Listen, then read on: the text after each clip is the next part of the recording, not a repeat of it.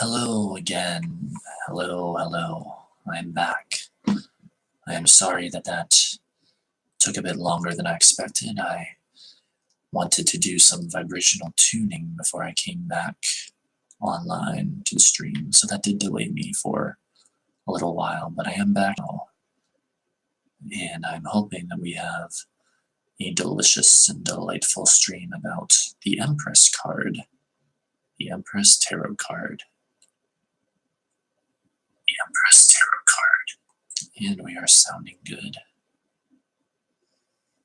Hey, what's up, bro? Not much. What is up with you? Just about to have, hopefully, is a really fun stream talking about one of my favorite subjects in the world as soon as I get it all set up. So let's see, put that over there. And now just gonna share it to Twitter real quick. So as usual, if you're watching this one and it is not live, feel free to fast forward until things get interesting. And so the plan is I'll talk about the Empress card, thoughts and interpretation on it. Add this widget thing, still not working. I'll give my thoughts and interpretation on it. My interpretation may differ from other people's in some respects, but that is, of course, the way it goes. You know, it's all right. People can have their opinions, whatever.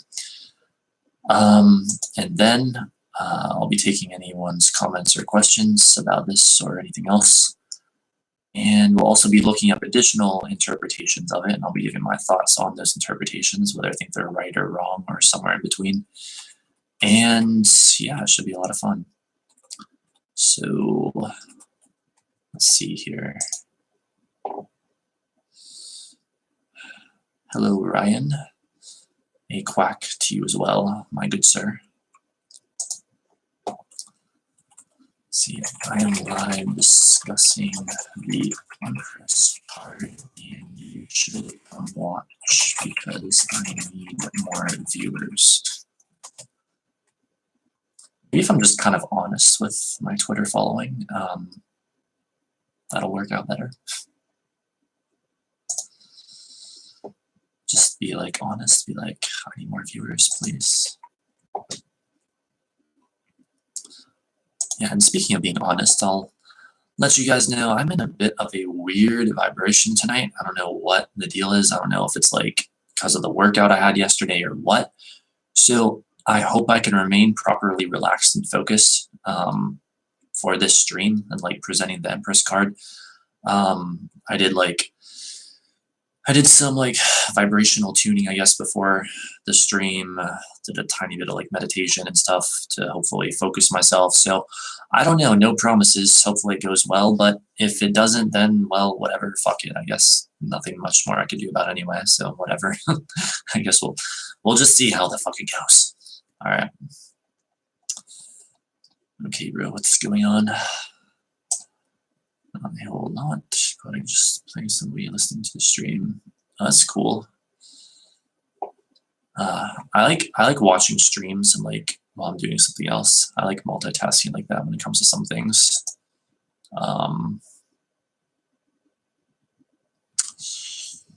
Okay, so the tweet's looking good. Hello, Angela. Welcome to the stream. 1:33 in the morning here in Brazil. That is quite late. It's 10:34 p.m. where I am. So it's a little bit late, but it's not too horribly late, especially for a creature of the night like me. So I'm going to wait just a little bit longer to let people get here before I get to my main presentation. But in the meantime, I can just kind of speak in general terms about what this stream will be about, which obviously the Empress card and tarot in general, and I'll do my best to answer any questions or respond to any comments that people have. And like I said, I'm in a bit of a weird vibration myself tonight, so hopefully it goes well. Yes, I'll be giving my interpretation of the card, which may differ in some respects from other people's interpretation.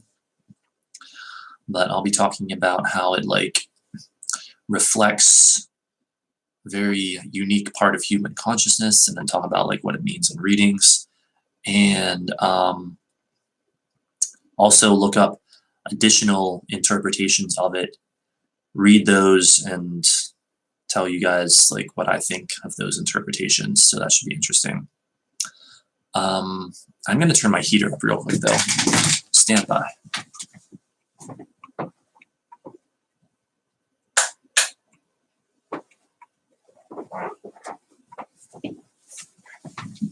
Okay.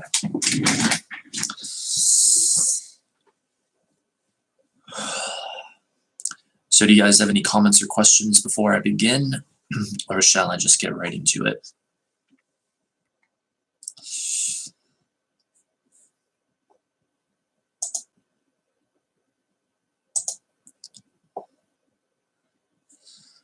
Well, it was quite warm in here a little bit ago. I turned my heater down just a tiny bit, and then it's like freezing again. Like, what the hell? Doesn't make any sense. But yes, I will begin here in just a little bit. Just going to give the chat time to ask any preliminary questions or anything like that. Maybe give it about 30 more seconds. What do you mean by weird vibrations? Sometimes I have a weird vibration inside my ears. Some people say that might be something about astral projection. I don't know.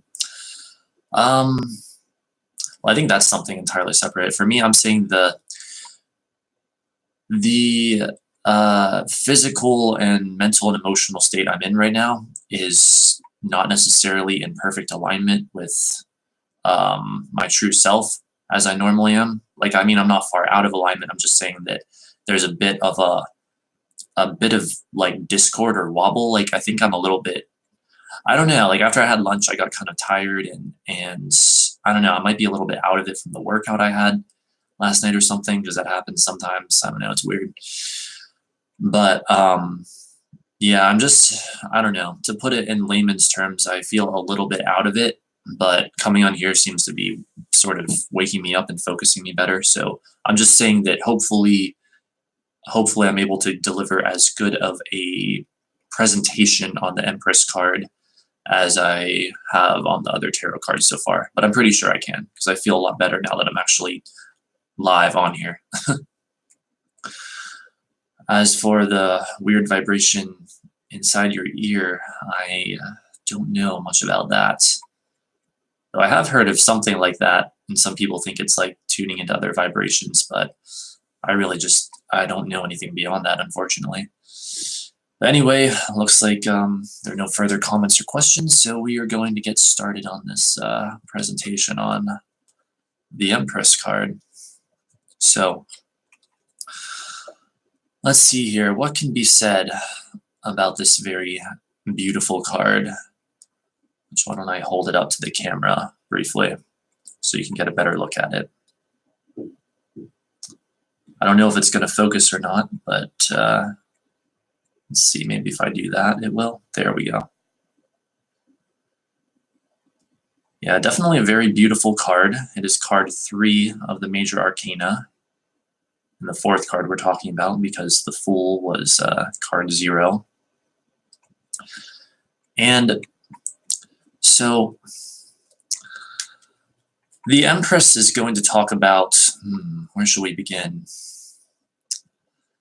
The idea of beauty, the idea of a rulership over the cycles of nature. She's going to talk about this idea kind of like Mother Earth, and also of abundance, of luxury. That's another aspect to this. And what is it that so many people say? Fruitfulness after a length of days. Also, like the idea of like maternity and stuff like that. The card is indeed ruled by Venus, the planet of love, the planet that talks about our likes and dislikes, what we enjoy, what we find most delicious.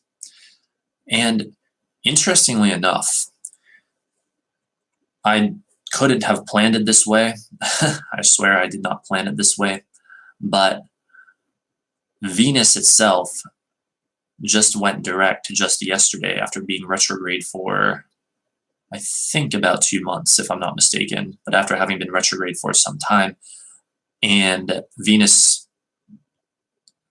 how do I say this? After Venus had been retrograde for quite some time, it goes direct, and then the very next day, we're talking about the Empress card. So I think that's very appropriate, and it's very strange to me because, again, I swear I did not plan it this way. This is just how it's happening to be. But anyway, so I think one of the most key areas of this card is this idea of the cycles of nature and the cycles of life itself. The Empress is all about like this rulership over the cycles of nature and sort of being one with all of it. Like perhaps it could even be said that she exists outside of time, or you could also look at it as she exists at all times, like during all seasons, during all times of the day or night or year, or whatever. Sort of that omnipresence, but with this emphasis on nature, on this emphasis on the natural world and the natural cycles of things. That's like a huge part of this.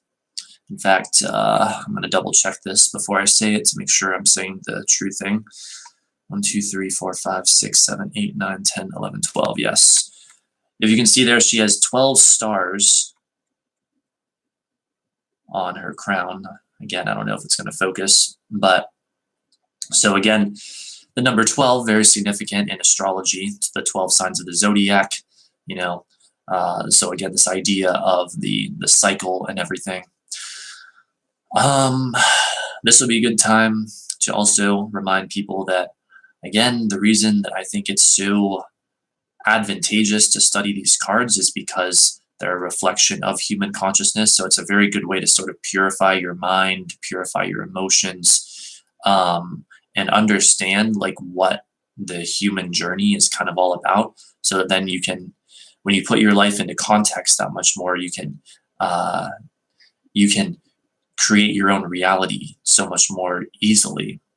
At least that has been my experience with it. And understanding, of course, brings power. And so, you know, you can manifest what you want that much more easily. But it's also a sort of way to make peace with things. I don't know, there's many benefits, but I just want to insert that in here early on as usual that, again, like I'm not here to talk about some like like abstract, pointless, or not pointless, but like impractical philosophical ideas just because it's some fascinating theory or whatever for a few hours. I'm here to talk about things that I believe can actually be of real practical benefit. And I would say that the way that studying, like understanding these cards and these like archetypes can like purify your vibration, purify your mind, purify your emotions, that's very useful on a very practical level. That will make everything right down to your day-to-day life better if you can sort of get into that vibe. I mean, it is much easier, I will say, when you work with the cards regularly as I do, but just studying them like this, like watching a stream like this, does help.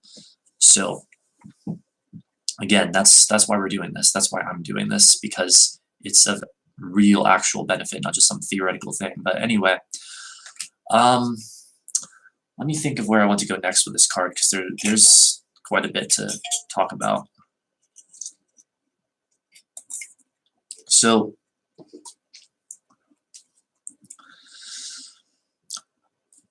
we have this idea of the feminine energy again, kind of like what we saw in the High Priestess, only with card 2, the High Priestess, the card preceding this card, card 3, the Empress. In card 2, the High Priestess, it was a much more like hidden, much more mysterious sort of energy. You know, it was a lunar card, the moon, reflective, hidden, things like this. But the Empress is this feminine energy that is much more out in the open, you know, again, ruled by Venus. And so, trying to think of the best way to describe this. I wouldn't say that it's so much that it's like more masculine as it is feminine in a different way. or a different kind of feminine energy, perhaps a feminine energy that is out in the open. And so, again, that then comes to one of the key meanings of the Empress card, which is this idea of receptivity. The feminine receptive energy. Unlike the Emperor card, which is card 4, which we'll come to next week, who is the masculine counterpart to the Empress. So the Empress, as I believe it says in one of the books that we'll be going over tonight about this card, she is much more about allowing things to happen and sort of ruling over the natural cycles of nature and stuff like that, and leaving other matters to the Emperor. Like, I forget exactly what it said, but something like, we'll be going over it, but just to sort of bring it up now, like something about the Emperor is like she leaves the more specific, rulership of things like order and structure and that kind of stuff to the Emperor, which of course is going to make sense with that being card 4. And we will get more into that next week. But the Empress, with her feminine energy, is indeed much more about this idea of allowing and receptivity and going with the flow and stuff like that. And I would want to point out here that both types of energy are necessary in the process of creation, in the creative process. Like, I suspect this is a point we'll come back to many times because it's very important, and I want people to really get this if they can. Because, whenever you launch a desire, whenever you have a desire for something, that is a creative act, and that is the masculine part of the creative process.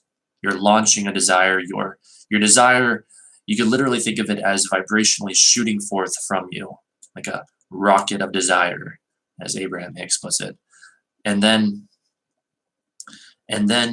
in order to come into alignment with that desire, you then have to sort of surrender to it. You have to allow it to happen. And that's the feminine energy of creation. So I don't care who you are, I don't care what your gender is, you've got both masculine and feminine energy in the way that I am describing them here. I'm not talking about male and female, I'm talking about energy types. When you launch a desire, that is the masculine energy. And so in this context, we could think of the Emperor card.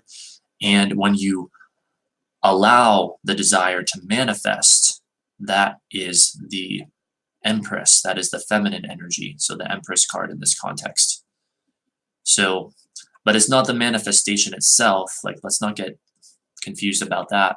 It's not the manifestation itself, it's the allowing state itself that is the feminine energy itself. So again, one more time. So I hope people get this. Launching the desire is the masculine energy, the masculine outpouring. Allowing the desire is the feminine energy, the receiving of the manifestation. So I'm glad we clarified that. Hopefully that was clear enough. What else can we say about the Empress here?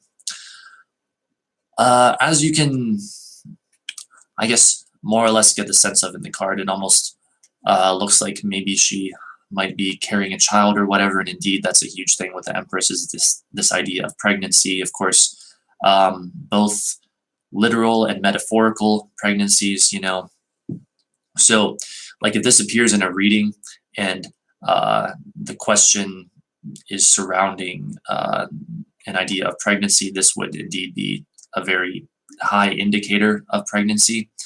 But it can also be a more metaphorical pregnancy, and this is a very interesting area to get into as well, because speaking of desires in the creative process, when you launch a desire, that energy goes forth from you and affects literally everything else in the universe, at least in theoretically.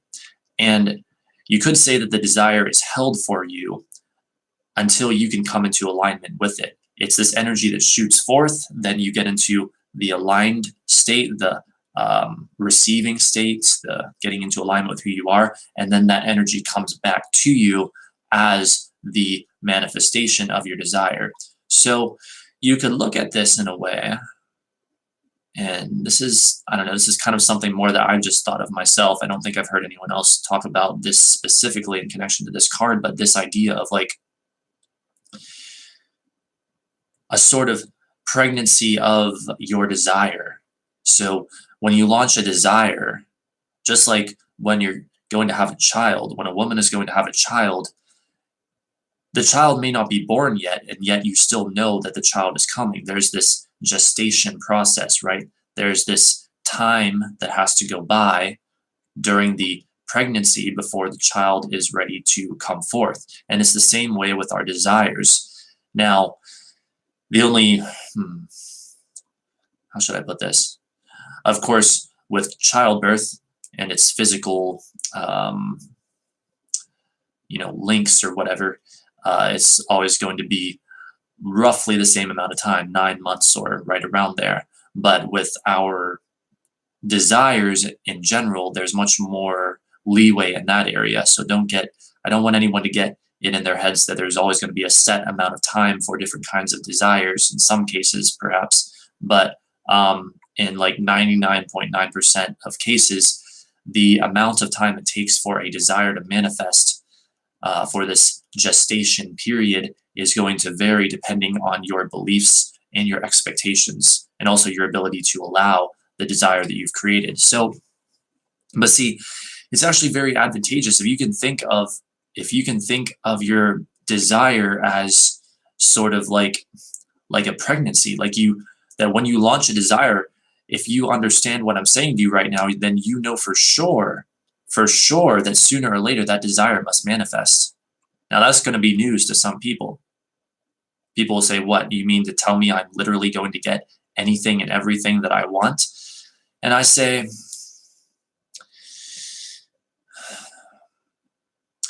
not necessarily in the way that you think, but basically speaking, yes, you will get the essence of everything that you want sooner or later.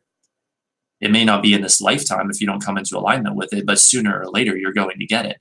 That is my strongest theory or thesis at this point on that matter. And if you know what you're doing, and one of the things that I'm trying to teach people as best I can, because why the hell not? You can come into alignment with that desire deliberately and allow it to manifest so much faster.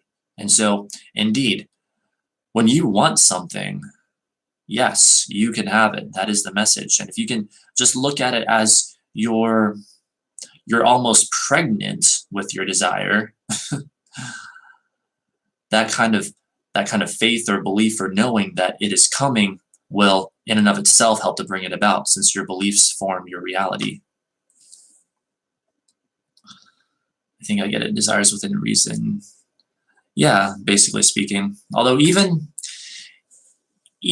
desires that are unreasonable, you can still manifest if you believe that you can. That's the trick. It's just that the reason, the differentiation I make. Wait, you're amazing. Thank you, Deb. I appreciate that. The differentiation I make is here's a good example. Say that person A has a really big crush on person B. Like person A really wants person B as their boyfriend or girlfriend. Well, when person A comes into their alignment, they may or may not get person B. They're only going to get person B as their boyfriend or girlfriend if person B wants that also, right? If person B does not want to be in a relationship of that kind with person A, then what happens when person A gets into alignment with their desire? They attract someone else who meets the specifications of person A's desire and who also wants to be with person A in the way that they want to be with that person. So it's basically speaking, yes, you can create literally anything you want, outside of maybe a few limitations that are based on what we've agreed to here in this experience. It's just don't always think it's going to come in the form that you think that it's going to come in, or that you think that it has to come in. You know what I mean? Because what's really underlying each desire is a vibration anyway, a feeling anyway. You want what you want because of the way you believe it will make you feel in the having of it. It's really the feeling that you're going after. So the form is not necessarily going to have to be a certain way in order to create the feeling that you want to experience. So that's how I would put that. So yeah, the Empress card tying into the creative process in a very interesting way indeed, I do think. But yes, what else can we say here? Like I said before, the Empress card talking about the feminine energy, but this time much more out in the open, much more extroverted would be a good way of putting it, compared to the High Priestess before this card, who was much more lunar and, you know, mysterious in the shadows, that kind of thing. The Empress is out in the open and all this kind of stuff, much more extroverted. And let's see, what else should we talk about here? I mean, generally speaking, like if you get this in a reading, it's a very positive card to get. You know, it's a card of blessings, a card of good news, a card of abundance.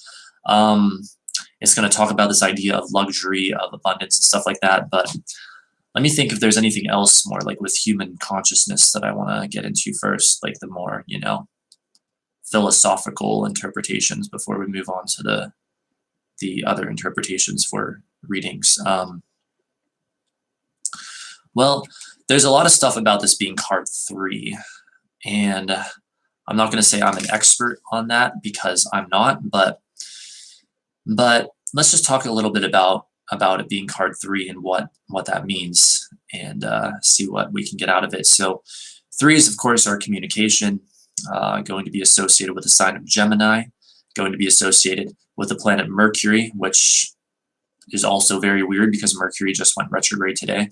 So this card is literally associated with Mercury, but ruled by Venus, and both of those planets just switched direction just yesterday, and now we're doing this presentation tonight. So that's a funny sort of so-called coincidence, a coinciding of incidences.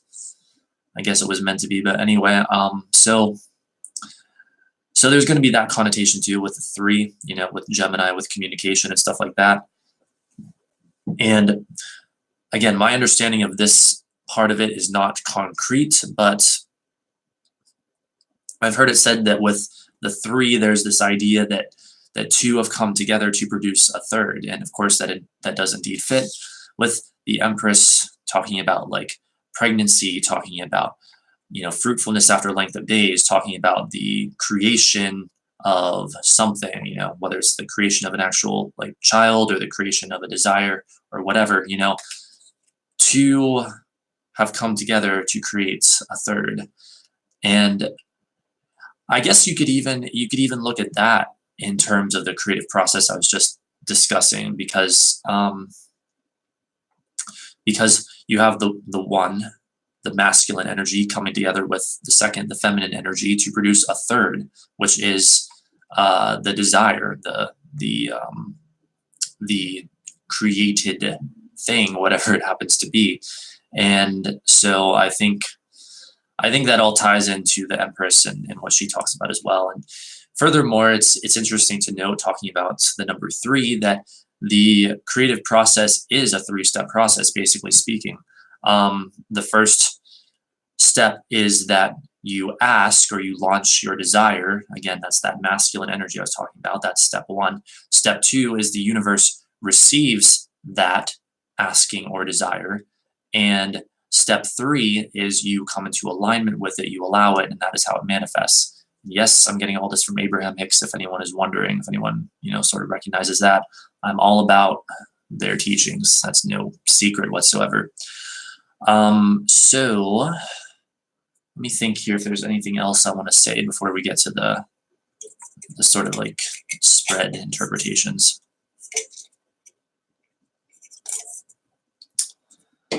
The Empress also talks a lot about abundance, a lot about luxury and stuff like that. And that is, you see, that is a key part of life too. A lot of people want to say that oh, material things are not spiritual, that there's spiritual and then there's material. And I want to say everything is spiritual, including the so-called material possessions or whatever. Can people get carried away with material possessions, and can there be a negative side to that? Of course there can. There can be a negative side to virtually anything. You know, it's very easy to make the mistake of making it all about the material possessions and not about the actual feeling that you're going for that makes you want them in the first place. So, but there's also a very positive side to that. You know, there's nothing wrong with having material possessions as long as you're understanding that it's not really about the material possessions, it's about the feeling that you're going for. There's nothing wrong with having material possessions as long as you're not putting that above your alignment with who you really are. In fact, the material possessions would be a natural outpouring or natural outgrowth, a natural result of getting into chronic alignment with who you really are, which is what indeed the Empress is all about. Let's see, what else could we say here about that? Let's see. Into alignment with who you really are. I would also want to make the note that the Empress does represent that pure state of receptive alignment. I would say that pure state of receptivity, that receptive mode, alignment with who you really are. I mean, this is just a really good card for like feeling that vibration, basically. You know, she knows, I would say, my interpretation, that she creates her own reality. She knows that all she has to do is allow things to be, and they naturally work out well. So let's see. I think that'll probably be it for the philosophical side of this card. Do we need to be saved by Jesus Christ to accomplish our desires? If you have a belief that says that you need to be saved by Jesus Christ in order to accomplish your desires, then within that framework, yes, that will be the case. But in the wider framework, what my knowing is that you don't, what's the best way to put this? You do not need saved, nor does anyone, by anything or anyone. No one needs saved by anyone. There is no saving that is necessary. When you launch a desire, that desire is basically given to you vibrationally. When you launch a desire, there is nothing that can stop that desire from getting to you other than your own resistance, other than you. And so some people find it advantageous to believe in a savior like Jesus Christ, and I'm certainly not here to push against that. I say, if that framework of belief works well for you, then I am all for it. It's not what I practice, certainly. You know, well, I'm not really into anything other than what I'm into and what I've presented in these streams, I suppose. I'm not really into anything other than utilizing the laws of the universe as I know them to be and as I see fit, as best I can. I don't think anyone is here to dismiss that at all. Indeed, indeed. So really, it's all up to you. But yes, basically speaking, you don't need saving by anyone or anything to accomplish your desires, or period. However, if you like the idea of being saved by Jesus, or you like the idea of being a Christian or being whatever, then that's probably more or less the right path for you then. If that's what feels right to you, then that's the next logical step for you. My only advice would be maybe don't try to get too rigid about it. Like, again, make up your own mind, but my advice would be stay flexible with that, you know. And I know that a lot of people in religions don't want to hear this, but nevertheless, this would be my advice. Be prepared to abandon your religion if there ever comes a day when it no longer feels right to you or feels good to you. Now, if that day never comes, if it always continues to feel right to you and feel good to you, and you're not hurting anyone else in following it, then by all means, continue to follow it. So that's about my answer on that, I would say.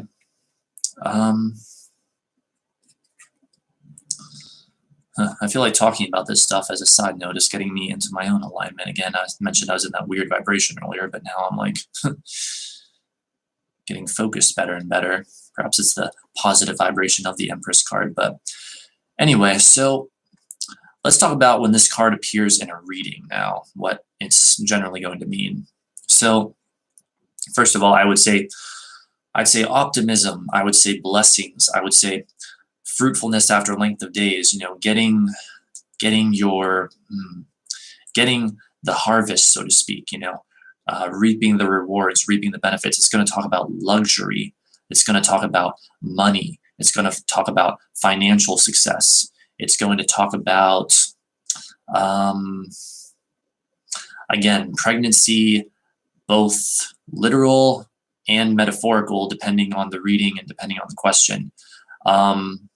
Optimism, receptivity could be an indicator of a good time to get out into nature and get close to nature, which is always a good idea. I know I personally wish that I had more opportunity to do that, but I'm working on creating that as we speak. So yeah, and that's another point actually that I should make. Like, notice how the Empress is, you know, very much in this outdoors place, because that is a huge component to this card, this connection to nature. Connection to nature is huge, you know. But of course, what do you expect when this card is like referring or symbolic of Mother Earth and you know, that kind of idea, things like that. So indeed, one could even maybe say that possibly one of the things this card is saying is that the real abundance in life is getting close to nature. The real abundance in life is getting into alignment with who you really are, you know, not making it so much about money, but making it about the joy or the alignment with your true self that you want anyway. You know, the only reason anyone ever wants money is because they believe that having it will make them feel better, or because they want to get things that they believe can make them feel better. So it's always about the feeling. It's always about the vibration. So that would be my overview in that area. And at this point, I'm going to give you guys a bit as usual. If you have any comments or questions from here, I will be happy to take them now. And after that, we will get into some additional meanings. I will look up some additional interpretations of this card, and I'll give you my interpretation of the interpretations. Should be pretty freaking cool, I do think.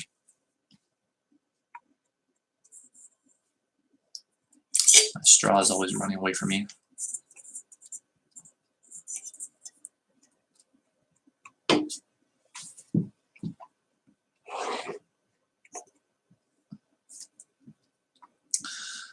So yeah, just going to give you guys a bit of time. Any comments or questions? Actually, while you do that, I can get the book ready on my tablet here.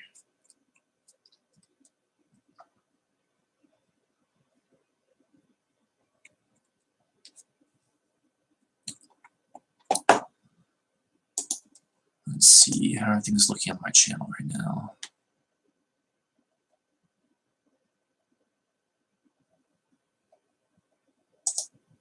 All right.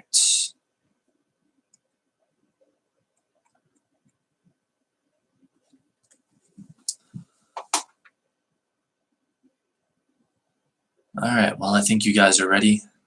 Not getting any questions or anything, so then without further ado, let us continue. The Empress description. The Empress is the archetypal Earth Mother, the anima, the feminine principle. She is full-figured, possibly pregnant, and is surrounded by lush greenery and fields of ripe wheat. Below her couch is a heart-shaped pillow with the symbol of Venus emblazoned upon it, and her flowing robe is decorated with pomegranates, a symbol of fertility. In the forest behind her a river flows freely with water, the symbol of life. Her upraised hand holds a scepter which demonstrates her power and authority over the things of this earth. I feel like I was going to say something about that real quick. What was it?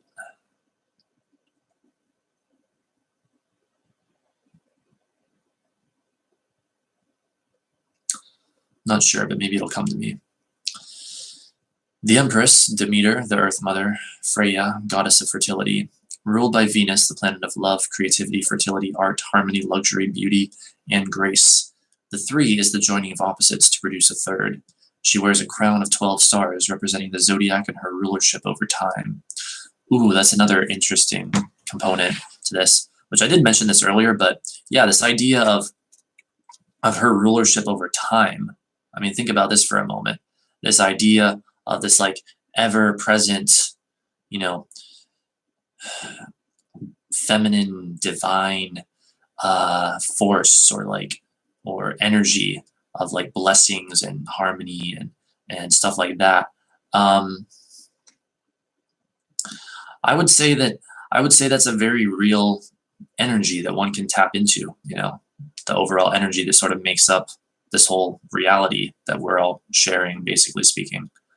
Yeah, and this idea of her being like everywhere at all times, but you could also think of it as her being outside of time and having like a rulership over time, perhaps in a way. Although we'll probably get to that with more of that with some other cards, but just, you know, some more food for thought, I guess.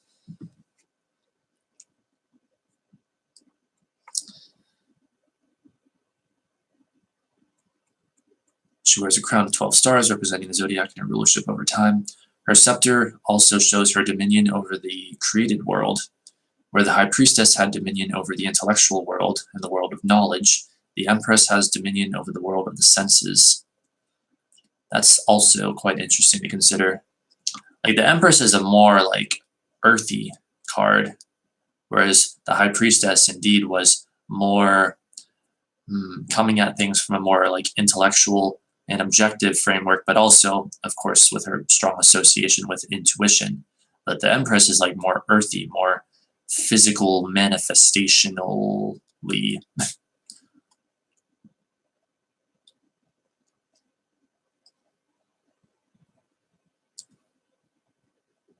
Her dress has pomegranates on it. The water in the background is a symbol of the subconscious. The wheat is sacred to Isis, and the cypress trees are sacred to Venus. The pearl necklace is also a symbol of Venus, Aphrodite, as are the myrtle leaves on the crown. The rune associated with this card is Fehu. Not sure if I'm saying that correctly, but it's spelled Fehu.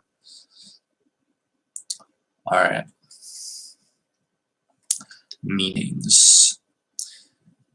The Empress indicates that spirit is about to intervene in your life. It may be just enough to give you a glimpse of the miraculous, and maybe more. You may or may not know who bestows such good fortune, but the care and nurturing that will result come as no accident. You will come to see that you are not alone, that you are being watched over. What appears to be coincidental good luck may actually be the result of a series of good choices you have made. It's your turn to have things work out, to be blessed and nurtured.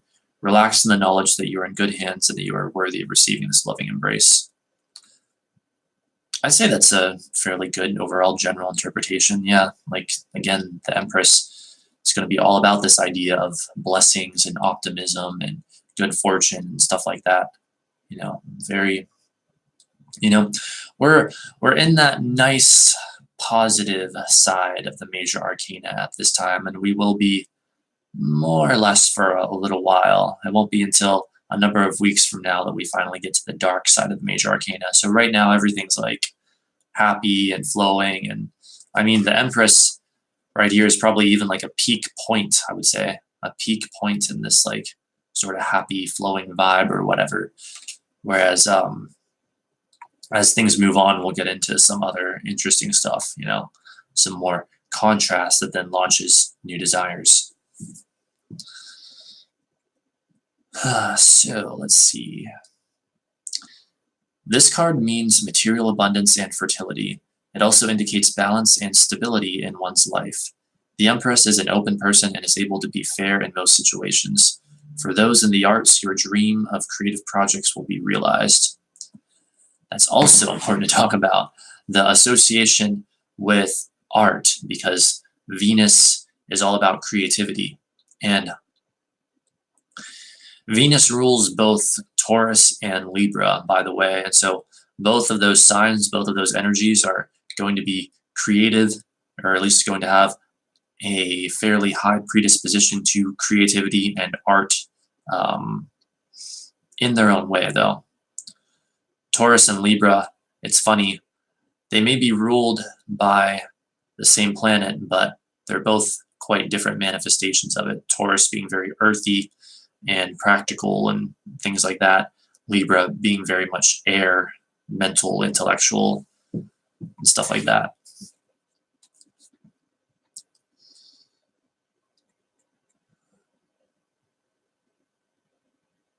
Make sure we're not missing anything here. Okay. New ideas and projects will be implemented, resulting in the success of all your projects and interests. It is symbolic of marriage and represents a feminine figure. You are discontented because something is missing or lacking in your life, or because you want to find something creative, meaningful, or fulfilling to do, but you don't know what. Not really sure what this part of it is getting at. That almost sounds more like the card reversed or something, but let's just continue. This is not a time to think, act, or do. You're already overloaded, and mental pursuits will not give you what you need. Further attempts to follow your intellect or reasoning mind will only cause frustration or lead you astray. That's an interesting perspective on this card. See, not a time to think, act, or do. Well, I wouldn't say that when you get the Empress card, you're likely to already be overwhelmed with intellectual things. I don't know about that. That doesn't really make sense to me. But I will say this. If anything, it is true. The Empress would be encouraging you to be much more in the flow, like much more receptive, much more open to things, rather than trying to figure things out intellectually or launch new desires or focus on the problem or challenge that much more. If you get the Empress, basically speaking,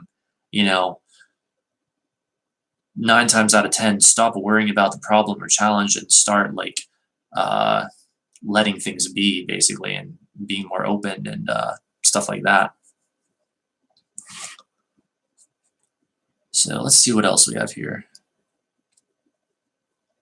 By the way, also, if you guys have any comments or questions as we go, you can even just ask them as we go.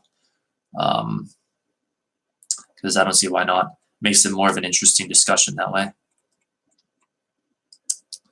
Let's see.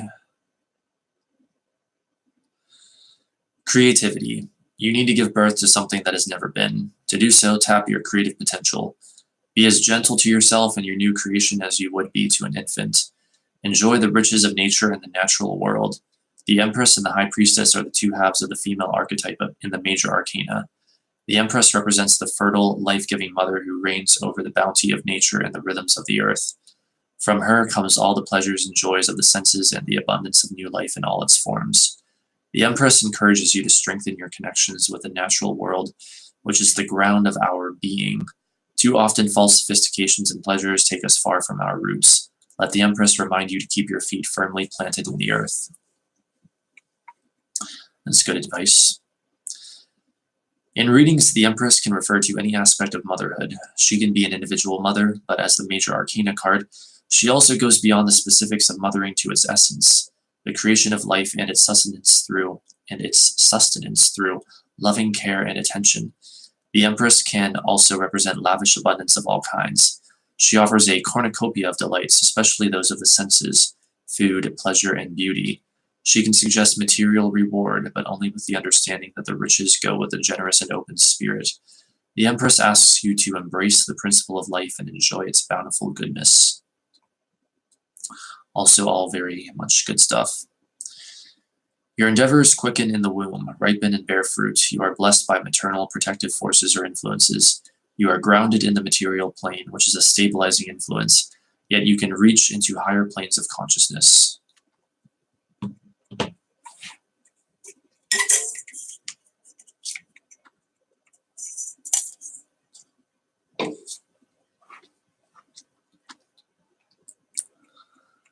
The wisdom of the feminine principle in life is at work in your life. Open to the fertility of the land and find abundance in your life. Allow creativity to flow through you. A call to return to nature. In quiet meditation, open to the stars above your head to receive the wisdom of Goddess. Align with your inner child and find bliss. Again, basically all good advice, I suppose, more or less. Pregnant with ideas, new life and possibilities, abundance and fruitfulness, need to pay attention to nature, need to warm up and be open to new situations. Compassion and tolerance are in the forefront, grounding your energies. Create beauty and grace in your everyday life, paying attention to the energy and growth of a situation. Yeah, that's another interesting angle, like talking about the getting to have the pleasure of watching your desire come to fruition, watching what you want, what you're in the process of creating unfold, watching the whole creation process. And I would say also, especially in the spirit of the Empress, like not getting hung up on things not going quite the way you want them to, like not freaking out when you're bumping up against things that you don't want, but instead continuing to trust that it's all working out for you and that it's all part of the natural creative process on the way to the fulfillment of your desire. Again, the Empress is all about the creative process. All right.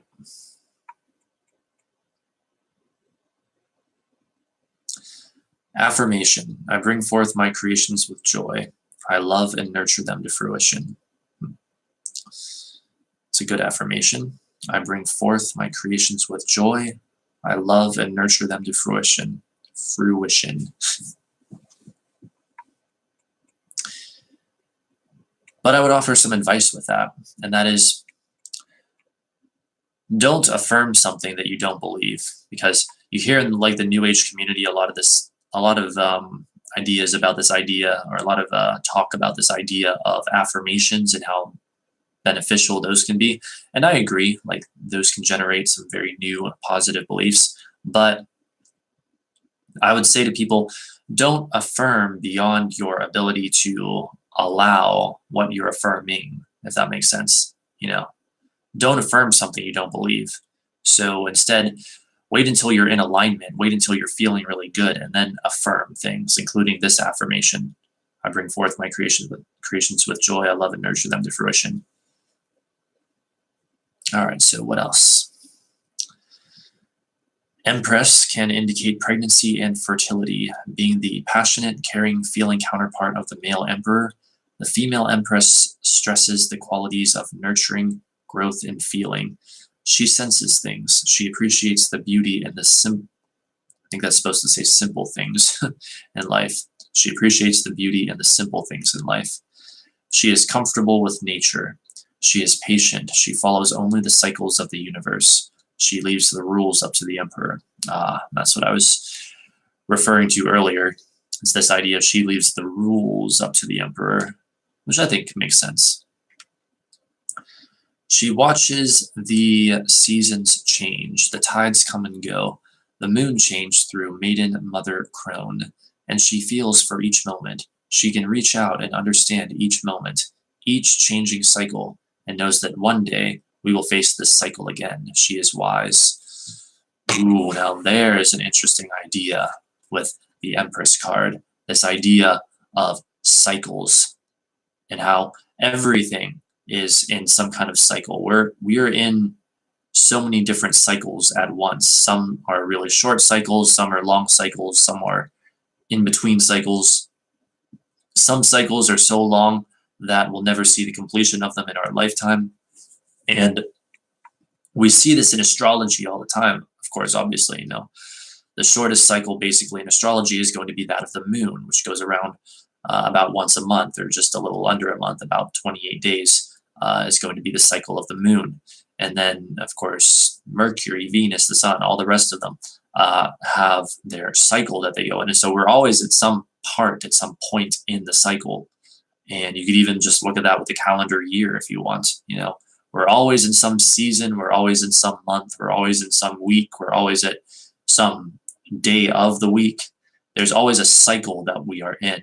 And the Empress card talks a lot about this idea as well. And maybe even, I don't know, my personal interpretation on that would be making peace with the cycles. There's always going to be some cycle going on. You're never going to be outside of the cycles completely. There's no neutral zone, right? There's always going to be something going on, some part of a cycle, and making peace with that and just embracing and enjoying that is part of the joy of life, really. So, it's all about the variety. So let's see, we're about to wrap up this section. If anyone has any comments or questions, feel free to ask them in the chat. Keywords, I think it's supposed to say femininity, but it says femininity. That's kind of funny. Nurture, Mother Earth, nature, birth, fertility. So there you go, keywords. And now, all right, I'm just going to wait for a bit, see if anyone has any comments or questions, and then I'm going to move on to the reversed meanings, the reversed interpretations. Now I'll give you my interpretation of the interpretations, which with this card so far, basically I've agreed with almost all of them. So yeah, I'm just going to wait 30 seconds or so, see if anyone has any comments or questions.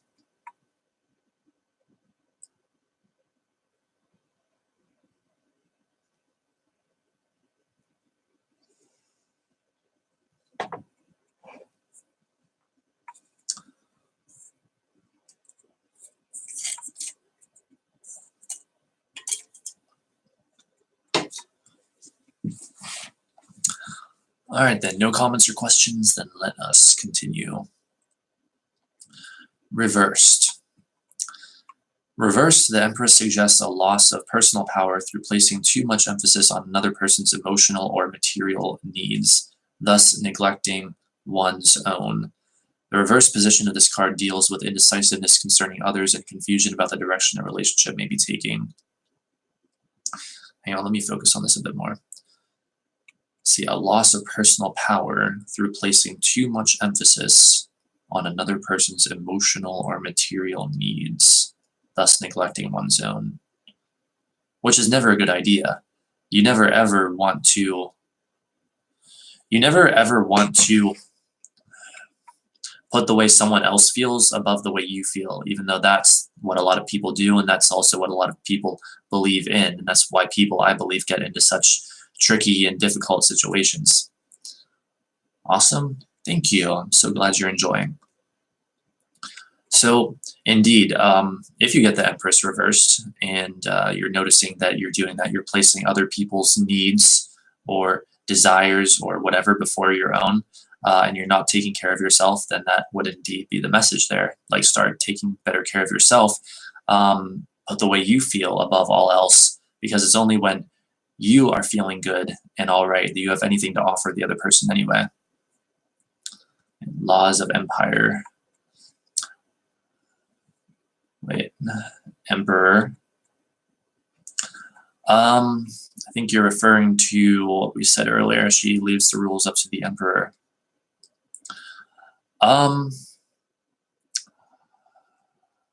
Well, that is the interpretation of this book. It's not necessarily my interpretation. Let me think here.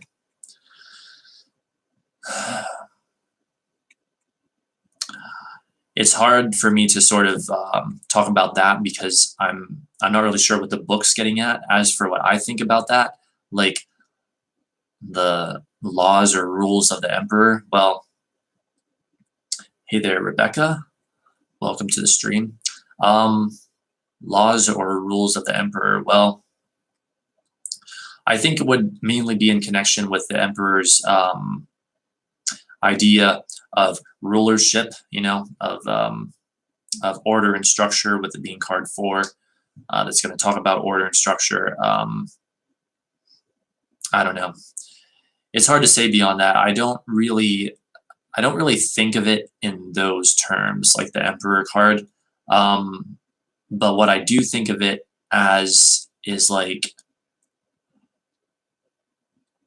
the Emperor is in charge of the masculine side of the energy, the masculine counterpart to the feminine energy that is the Empress. Like the Emperor is going to be in charge of order and structure. Is going to be in charge of things that are not necessarily pure nature. Is going to be more his domain, whereas the Empress is all about aligning and allowing and being completely in tune with nature and at one with nature and stuff like that. At least that's that's my best guess when it comes to that. I'm not completely sure what this book is getting at when it talks about like the rules of the Emperor, like if I'm being honest. Let's see, what are you guys talking about? Always love getting notified you're alive. Well, thank you, Rebecca. I always love having you and everyone else here. It makes me happy when people watch. Layla says, hey there, Layla. Welcome to the stream. Had a procedure yesterday for my migraines. Didn't go as well as should have, and I've been miserable since. Oh no, I'm sorry to hear that. That's interesting though, because Mercury just went retrograde yesterday. And that might have something to do with that. Things can get a little haywire when Mercury's retrograde. The duck is back. Welcome back, my good duck. Welcome back, Ryan. Laws of Emperor and Laws of Universe both mentioned. That's an interesting perspective. Could the Emperor card talk about the laws of the universe? Huh. I've never really thought of it that way before myself. I don't know, to be honest. I'm not really sure which one I would pin that to more, the Emperor or the Empress. Maybe that would be more the Emperor. I don't know. That's a good discussion point. If anyone has any thoughts on that, please, chime in the chat, because I'm not even sure what to think of that. But let's see. So let's get back to these reversed Empress meanings. All right. The reverse position of this card deals with indecisiveness concerning others and confusion about the direction a relationship may be taking. I could see that being the case. Let's see. Wait. Send you a video to check out. It's pretty interesting. I like your input. Oh, thanks, Rebecca. Where did you send it, if I may ask? Did you send it to my Poetic Heretic email, or where did you send it? I'll have to check that out. On Messenger? Are you referring to Facebook Messenger? This is what happens when Mercury's retrograde. Everything becomes unclear with communication. Facebook Messenger. Okay, thanks. Yeah, I could even look at that later on the stream if you want. Once we get through some of the stuff on the Empress, or even like do that and then come back to the Empress. Which, by the way, everyone, like I almost never use Facebook. So if you wonder, like if you're on there and see me on there and you're wondering why I'm not appearing to be on there, it's because I hardly ever go on there. I don't really find Facebook very much in alignment with my vibration. I don't find it very resonant with my vibration, though I do still go on there from time to time. And that might change over time, like maybe I'll find it more to my liking at some point. It's pretty creepy. Ooh, how exciting. Laws of Emperor in this solar system, Earth versus laws of universe. Laws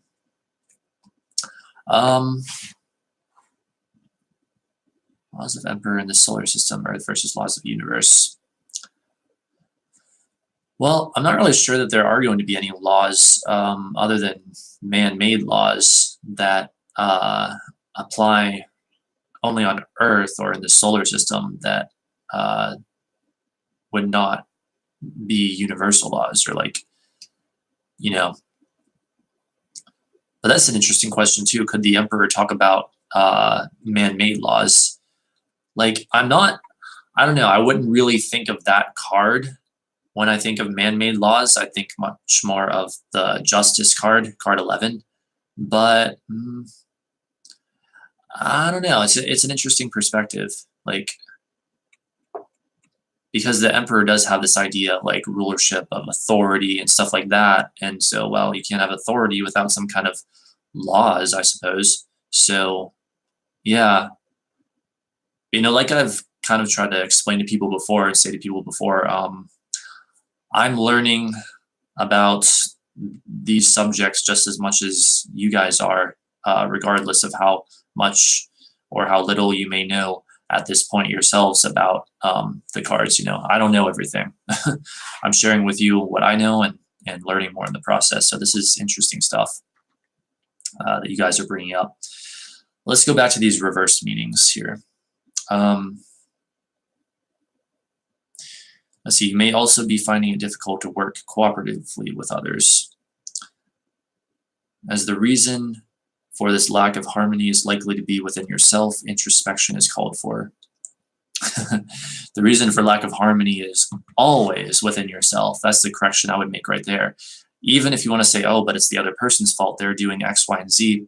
Well, I would say, first of all, you attracted the other person. You created that rendezvous. And second of all, your vibration is drawing stuff out of the other person. Now, that's not saying that the other person is not responsible or should not be held accountable for their actions and behavior. They absolutely should. It's just that both parties are responsible because you create your own reality, and really everything is a co-creation.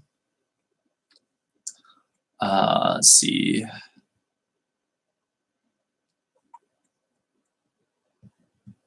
Videos from The Richest and its title, October 2011.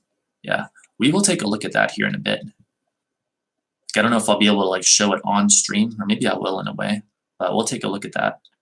I'll tell you what I think. Let's see, the Emperor and Empress remind me of the yin and yang. Yeah, absolutely. Yeah, the Empress all about that yin receptive energy, and the Emperor all about that yang masculine energy. All right, so more on the Empress reversed. Alternatively, you may be becoming like the smothering, demanding mother. Are you, quote unquote, mothering your partner, friends, or family too much? Be careful not to overdraw on the characteristics of the upright Empress. You may need to return to the High Priestess who listens to her inner psyche for the answers. I'd say that's good advice, Like, sometimes, and we see this in connection with Chiron, the wounded healer, in astrology, we can want to, like, sort of help someone so much or, like, do so much for someone that it's actually having a negative effect.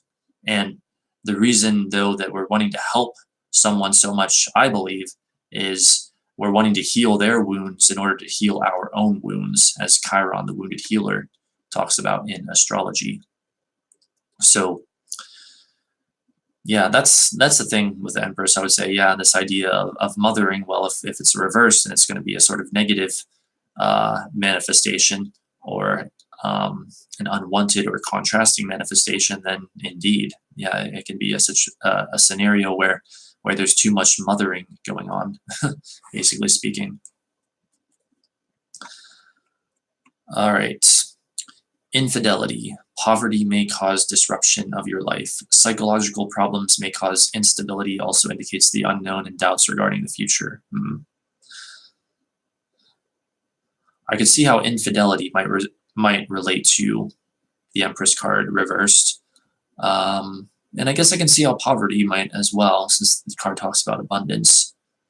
But psychological problems and instability, I don't see how that relates. And the unknown and doubts regarding the future, I don't really see how that relates either, other than maybe since the Empress upright is going to talk so much about blessings and all things working out for you, if you get this card reversed, you might have a fear of things not working out for you. And so you'd have to clean that up in your vibration, basically speaking.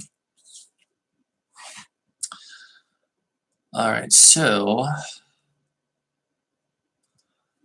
that completes that book's interpretation of the Empress card. So do you guys have any other comments or questions? We can go take a look at that video that Rebecca sent here in a little bit, and I'll give you my thoughts on it. That's what I love about doing these live streams, is they're open-ended, you know. We can talk about the subject in hand, and we can also talk about whatever the vibration of talking about that subject attracts.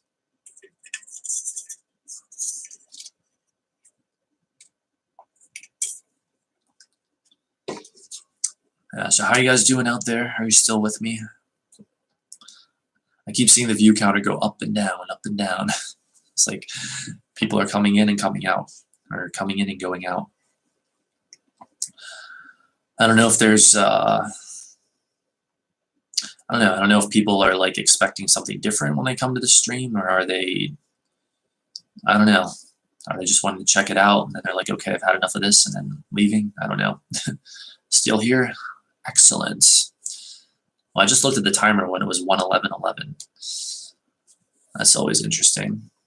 Anyway, all right, looks like there's no further comments or questions. I'm gonna take a look at that link on Messenger. If there's anything that can get me to use Facebook again, it's doing these live streams. It's my live streams. Love listening to me. Well, thank you so much. I love having people listen to me. It makes me feel that much more like I'm, you know, accomplishing something. Stream is cool. Thank you, Layla. I'm glad you like it. All right. Open Sesame with Messenger. Never know what I'm going to get on here. Wait, what the hell? You have 16 days to update the app. This version of the app is out of date. Blah, blah, blah. All right, fine. I'll update it real quick.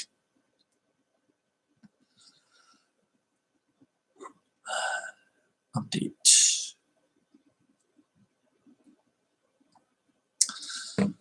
All right, so just wait a bit for this to update.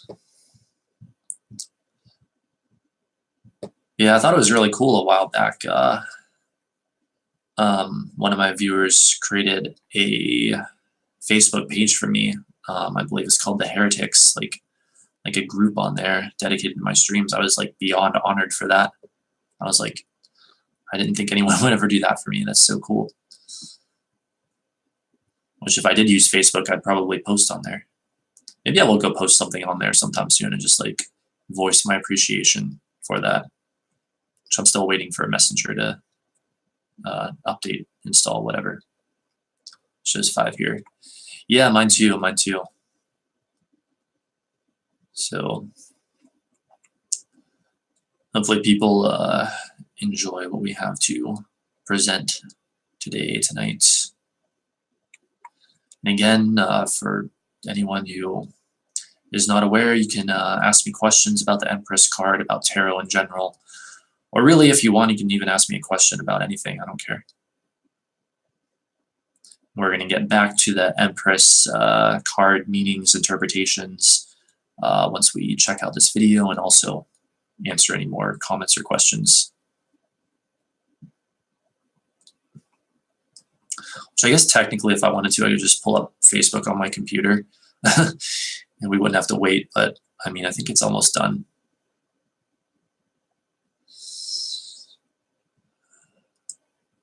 So let's just see here. I guess if it doesn't finish soon, I'll just pull it up on my computer.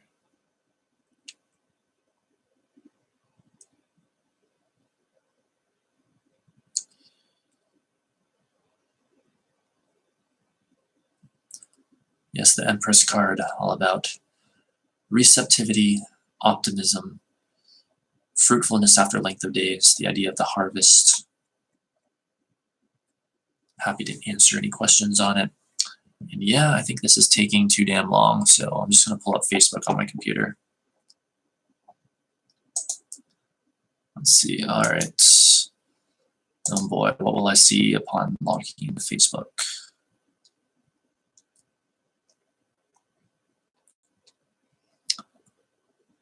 If it ever loads, geez. Here it comes.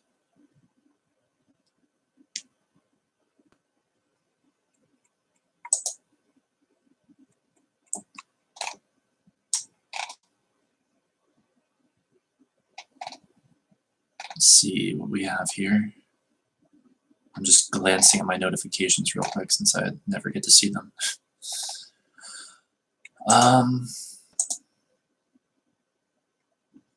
Had a lot of dynamics set to it. I read about these cards, but never really in depth. A lot of dynamics to the Empress card, you mean? I think that makes sense, yeah. Yeah, it does, I guess. Yeah, the Empress card, a lot of different sorts of meanings and interpretations.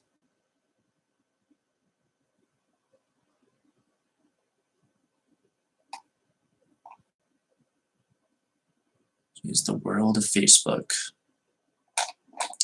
Yeah, sorry to keep you guys waiting. I'm just seeing what we have here. Let's see. Message requests. I guess it's not on this account. It must be on my What a Heretic Facebook page.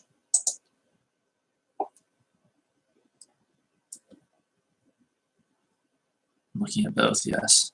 Oh yeah, like between the Empress and the Emperor. Yeah, it is fascinating. It'll be interesting next week when we get into the Emperor card and get to see all that. Wouldn't it be funny if I posted on my personal Facebook that I'm streaming live right now? Maybe get some more people coming in. Although, I don't know.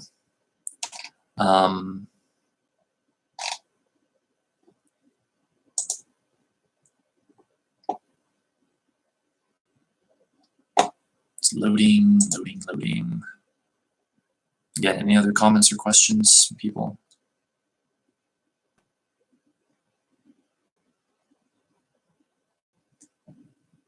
Geez, sorry this is taking so long. My computer's just like has issues.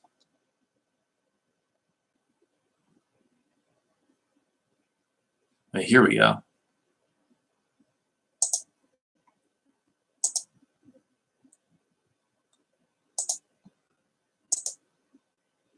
With Zillow, you can draw your own search. It's easy, and yeah, we're getting an ad. It's kind of fun too. Zillow also notifies you when there's. You think I should share it? Let us do the search. All right, maybe I will. Hang on. Here, this is. Let's see. The video's in my history now, so I'll pull it up on my tablet in a bit, and we can look at it on stream. But yeah, okay. Here. Let me see if I can just go to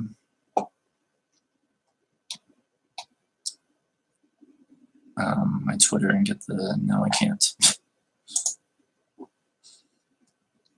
All right. Be patient with me, you guys.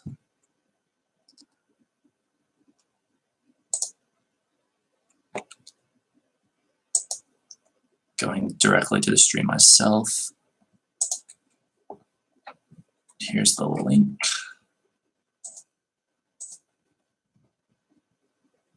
And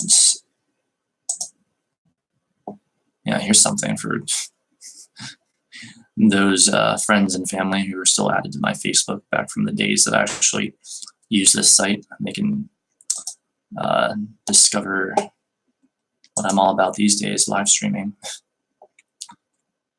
What's after the Mercury retrograde? Could you be more specific with your question? I'm not sure like what you mean exactly. Like just the astrology in general that comes after it, or something else?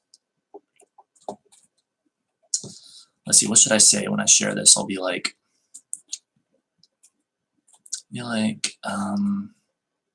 hi, for those who don't know, I do live streams all the time these days. In fact, I'm live right now. Watch.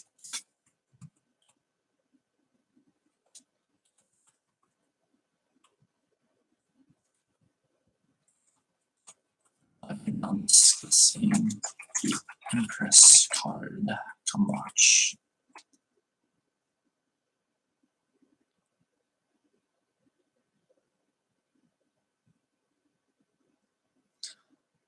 Let's see. Wow, Facebook has changed so much. I don't even know what half this shit is. My story. Facebook has stories now. Why am I not surprised? Let's see. Public in my newsfeed. All right, whatever. Okay, share.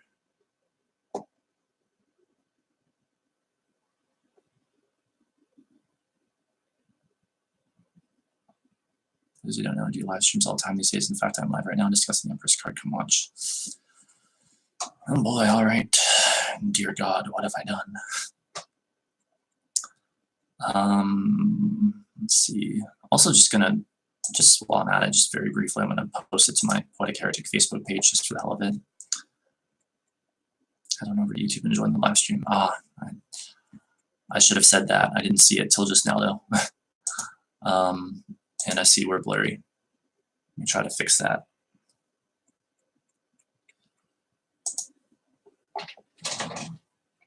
So let's see. Okay, why the hell is this not cooperating?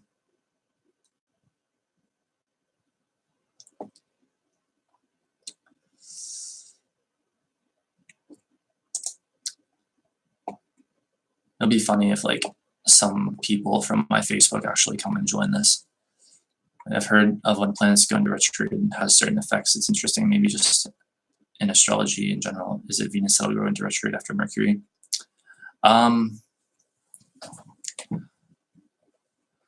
Well, once Mercury turns direct, basically we will feel like we're making progress in the mental realm and the intellectual realm, and also with communication, stuff like that. It'll sort of free up energy, but or maybe free up energy is the best way of saying it, but we really won't feel like we're truly making progress until Mercury gets out of what is called its retrograde shadow, which means that it won't be until it reaches the point at which it went retrograde that we then feel like we're making progress intellectually.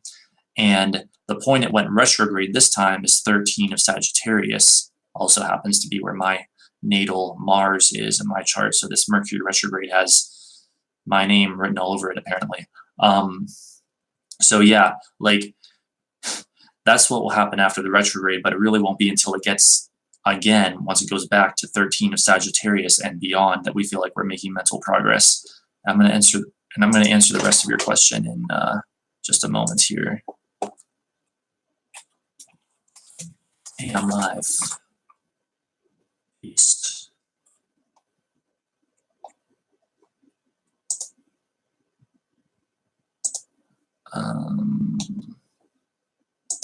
Or wait, what was it? Rebecca told me to say, head on over to YouTube and join the live stream.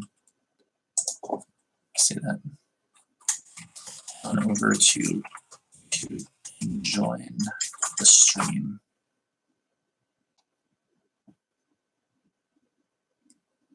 Wow, Facebook has become like infinitely more complex or something.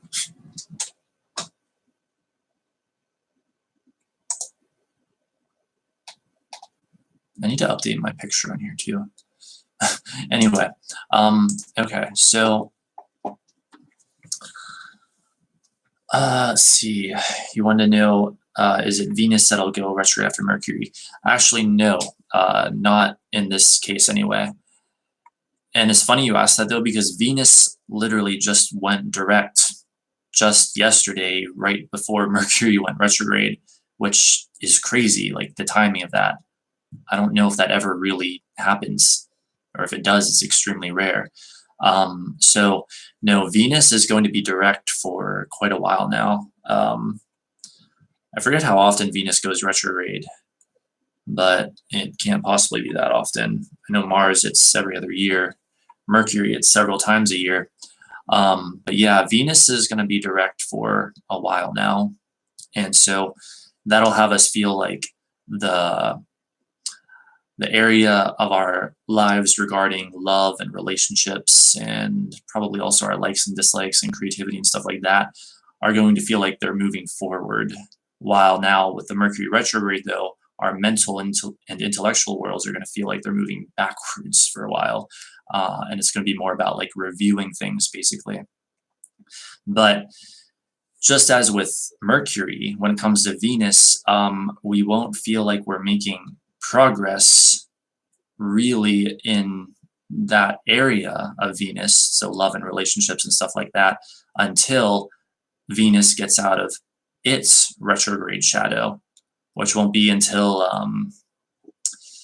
actually, I forget the exact point, but I do know it was somewhere in Scorpio that Venus went retrograde, which, I mean, if you really want me to, I can look it up and even give you the exact time that that happens. But yeah, it won't be for a number of weeks now until Venus reaches that point and we feel like we're actually making progress in that area of our lives. So if you're asking what's the next big thing astrologically, after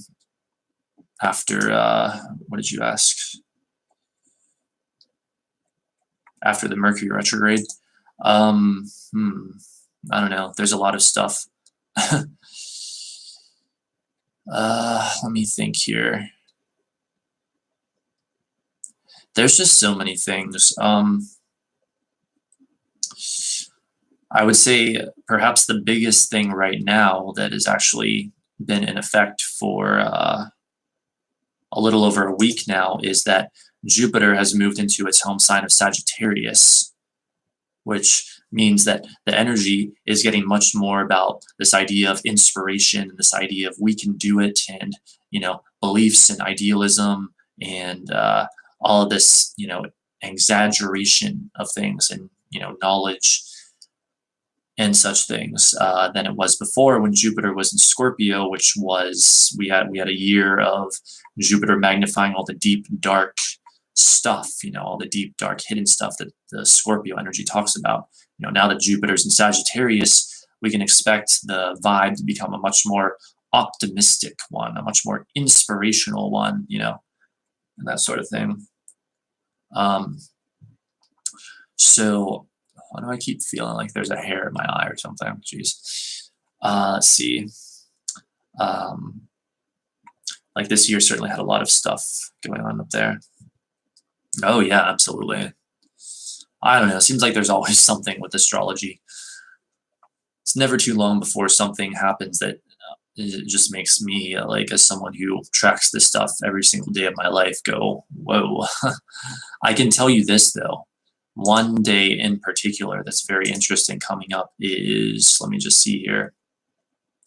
Yes, November 27th, where we will have a Sun, Mercury, Jupiter conjunction in Sagittarius. So the Sun, Mercury, and Jupiter are all going to line up almost precisely on November 27th. And so Mercury, the planet of communication, Jupiter, the planet that magnifies everything it touches, and the Sun, that which gives energy to everything it touches, and the sense of self and egoic perceptions and stuff like that.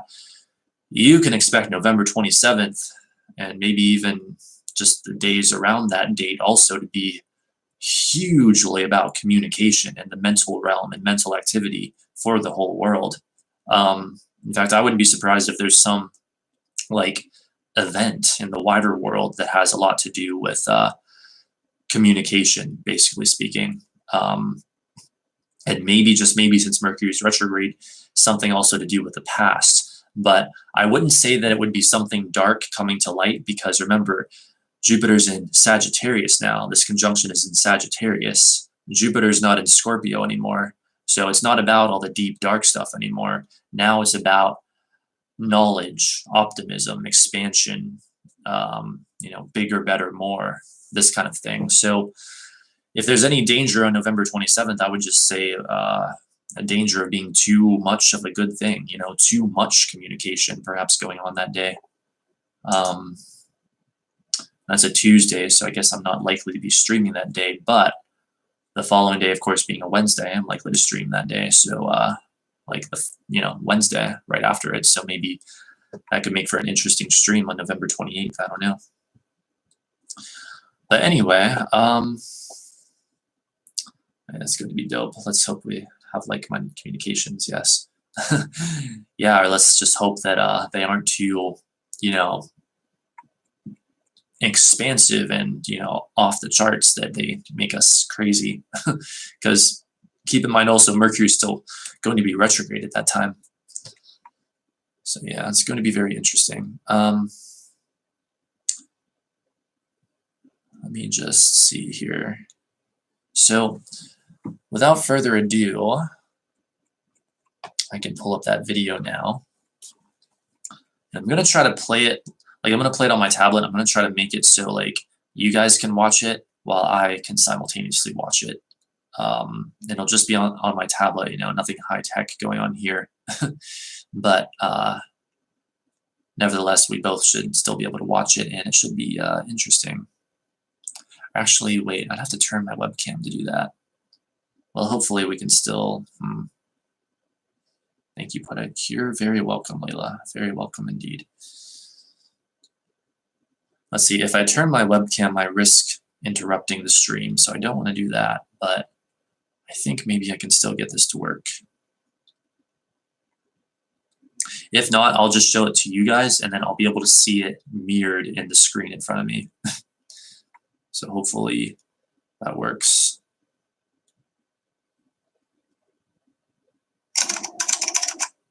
Wait. Yeah, wait. Let me get this full screen and make sure it's all the way at the beginning of the video. Volume's all the way up. And all right, let's begin this. Hopefully this works.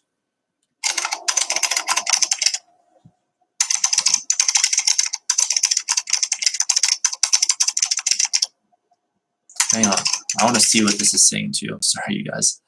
Wait, I'll read it to you until the text is over. An unknown, cryptic, and possibly unforgiving website. One of the biggest unsolved internet mysteries.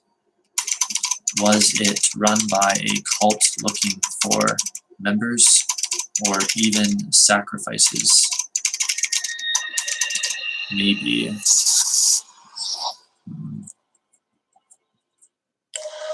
October 28th, 2011. A website that appeared on the internet, one that is no longer active, one that remains a mystery due to the strange occurrences surrounding its existence. The date was one that many people questioned.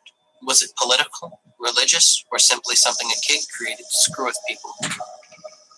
I decided to search every part of the internet that I could find. Besides some YouTube videos about it, there seems to be only decent Reddit pages with information. These subreddits mostly contain information that people have dug up on their own, in search of whatever they think the October 28th, 2011 website was truly created for. No one really knows every part of the website. It had so many different hidden aspects that needed to be uncovered, but since information is limited, we'll never truly know. However, as with the internet, there's always a way to find some piece of information about anything. So I took to YouTube and came across a video by a user known as Williams Thing. In that video, it seems like the content on the site could be linked to lucid dreaming, or maybe even a cult-like creator. The information that this person found cannot be confirmed as real, but it does hold up to other stories about what content on the site. I decided to take to Web Archive to find information. It's a useful tool to take a look on websites that are currently down to see what they had on them before they checked out for good. The earliest form of viewable information on the website, according to Web Archive, was a piece of text and some images. The text reads, "If you can't have patience for this, you won't be able to for that. All but who knows." The next post was an image released on August 24th, 2011. It's not viewable anymore, but it seems to have been a clue, or maybe even a game. We know this because of a caption that says, "It's not 9, don't be deceived." After that, there seems to be a reference to Schrodinger's cat. It's a thought experiment that if you put an animal like a cat in a closed box with a radioactive substance or anything that can silently kill it, you wouldn't know it was dead until you opened the box. With that in mind, The site had these captions: "When I'm scared and you're close, I feel." It's hard to feel nowadays. Can you find where to be? Wait there, and you'll be. Things are never initially accepted. However, there is plenty of time. Give up if you must. That's what history has taught you. If you're losing track, get back on the trains. And then it was signed -20820847993 in brackets love. So this is often seen as a reference to Schrodinger's cat, as it explains that you don't really know what's going to happen. Nothing really wild on the site happened until September 6th, 2011. That's when whoever went on the site could hear music. I listened to it myself, and quite honestly, it isn't terrible. It's actually quite calming.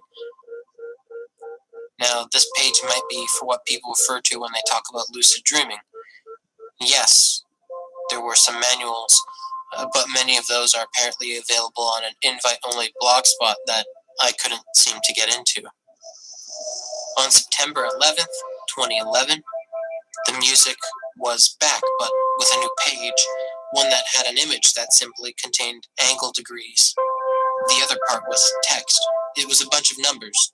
Some people thought they were coordinates, or just pieces to a great puzzle. Now, if you decided to click on the link, you'd be brought to September 24th. The next in line is where I kind of got creeped out. It was an analog clock in the upper left-hand corner, flashing in red, 12, and the same numbers appeared. Wait a second. Again. An analog clock. Hang on. That's not an analog clock, that's a digital clock.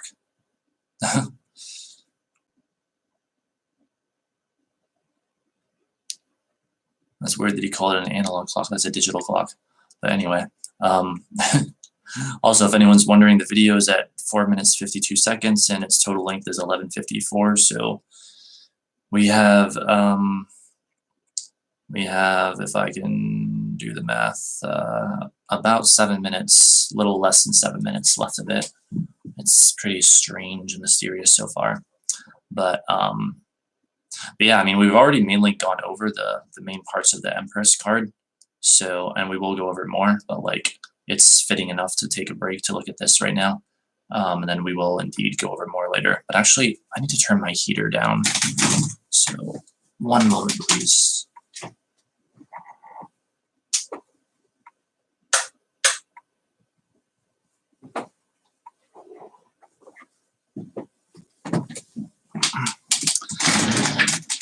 Alright, so back to the mysterious, creepy video for the next 6.5 minutes or so, and then we'll get back to the Empress card. I backed up a bit too, by the way. Flashing in red, 12, and the same numbers appeared once again. There was also sound, somewhat like water falling onto a shower curtain, or mild rain on a window. But none of this heavily creeped me out until I inspected the image. It was 3 repeated images and another 4th that looked the same, except for someone in the background kicking a ball not being there anymore. There was also the caption that said, "Choice is yours." Let's skip ahead a little bit to 96 hours before the big day, as everyone saw it. At this time, it was a page with yet another indirect reference to either lucid dreaming or Schrodinger's cat. This time the image was a person who's either half alive or half dead. There's the quote of, "When do dreams start to sleep into reality?" And choice is yours. There was also the sound of water hitting something again. There are even more numbers. This time it's -22082616239.5. Personally, I could not find the October 28th page anywhere, but I did come across an update on the 30th.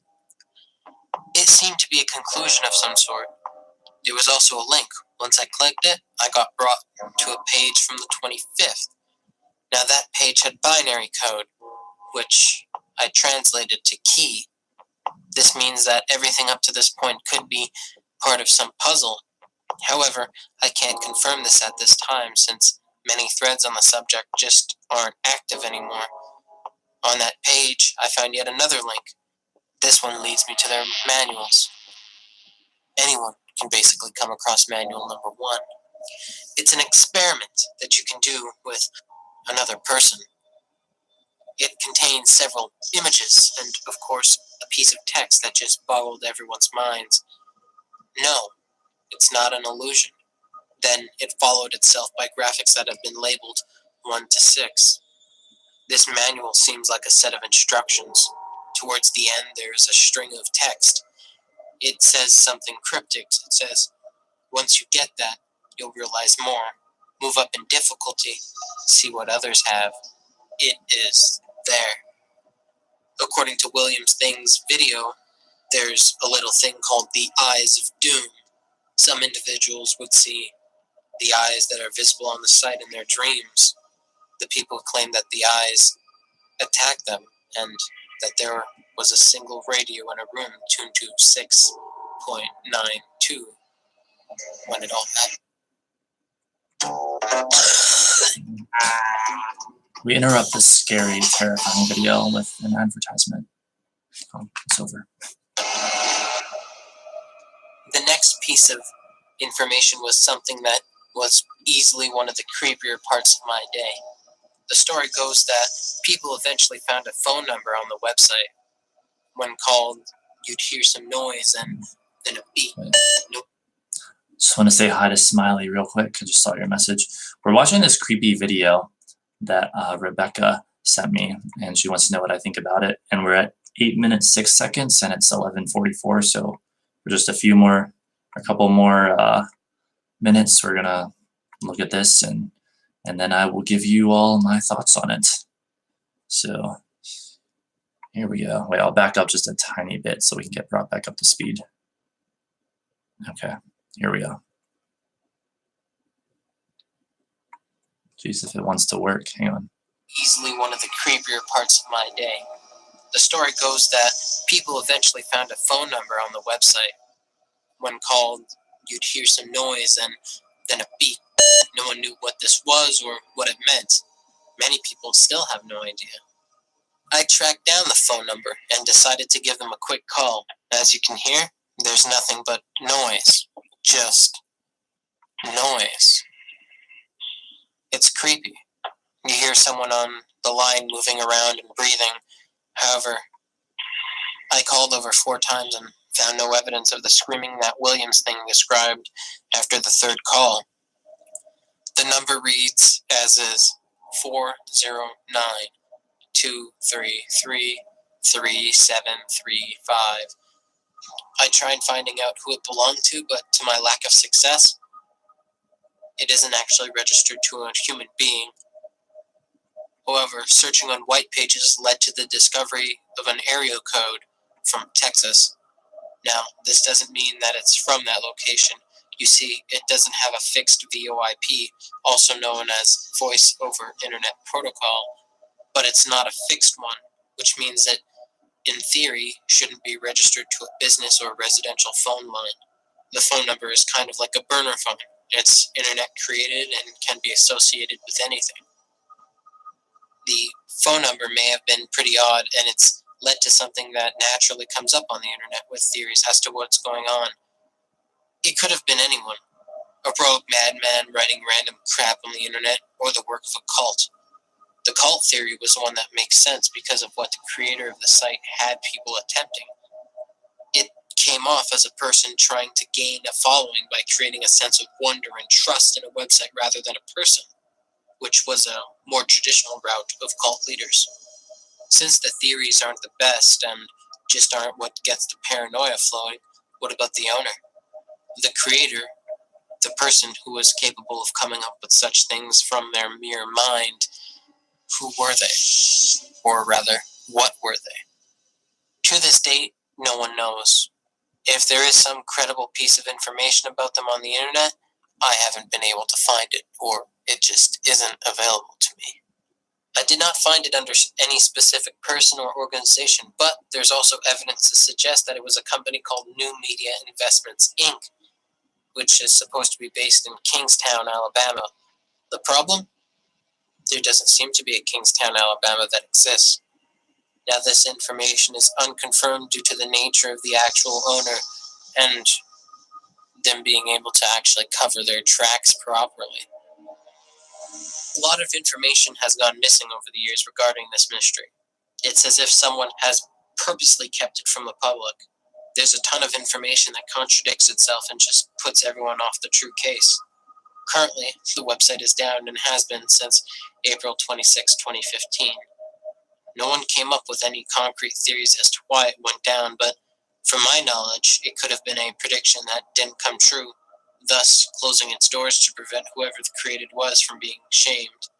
But I'm just a wild theorist, right?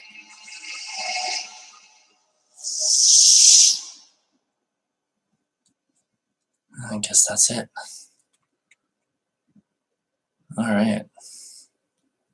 So that was October 28th, 2011, An Internet Mystery by The Richest. 12.1 million subscribers. So like half the people watching right now are probably scared completely and terrified, and so you want to know my thoughts and perspectives on this. Well, I think it's very interesting, certainly very paranoia-inducing, fear-inducing. And my perspective is basically this. Since beliefs form reality, it is true, indeed. If you go looking for dark mysteries, if you go looking for that which is scary, if you go looking for terrifying things that you think maybe can mess with your mind or whatever, you will find them. If you believe that they're out there, you will rendezvous with those experiences. There's all kinds of stuff in this universe. There's all kinds of variety. There's all kinds of contrast. And indeed, if you are searching for, or if you are predisposed to looking for something fearful, you will find it. And there is no bottom, by the way. If you want to keep looking and looking and looking for that which is terrifying, that which is paranoia-inducing, you will find it. Now, I'm not saying you shouldn't. Stuff like that can be a lot of fun, like scary videos and, paranoia-inducing videos. I know I've had a lot of fun with those over the years in my time. But that's my perspective.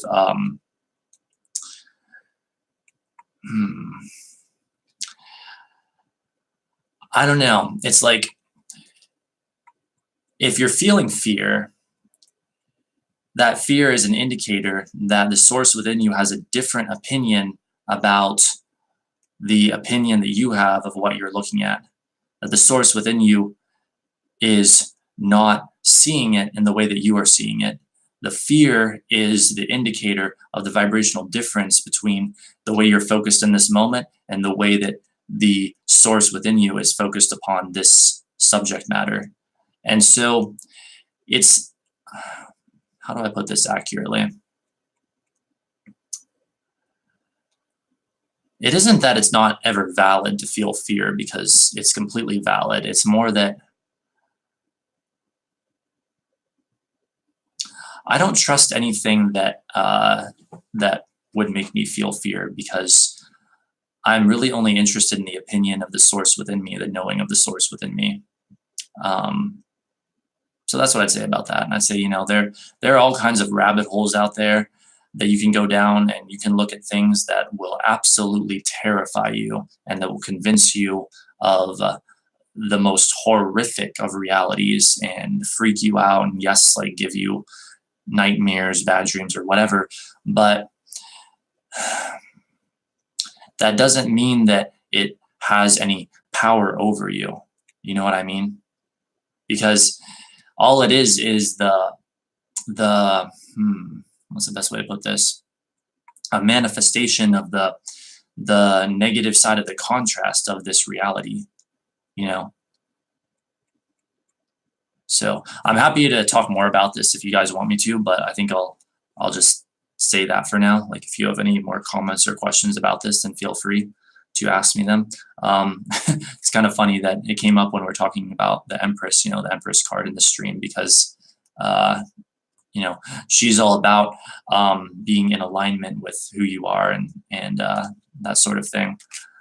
And as opposed to the intense fear of some of this like paranoia inducing information and stuff like that. But yeah, your beliefs form reality. So if you want to create a reality of a bunch of scary things, then that's your choice. If that's what you want to do, then you have the free will and right to do that. Let's see. I know what you're going to say, huh? I know, right? It's a wild chase that's never going to have the answers you want. I absolutely agree. That's why mystery stuff like this hardly scares me anymore. Yes, it's like taking yourself into a labyrinth that'll just keep you stuck in it. Yeah, indeed. I mean, I guess in the moment it can get scary when you get caught up in it, but I don't know. Once you tune into who you really are, your perception of everything changes because you begin to see things so much more clearly. At least that's my perspective on it. So, any other comments or questions on that, or the Empress card, or anything at all?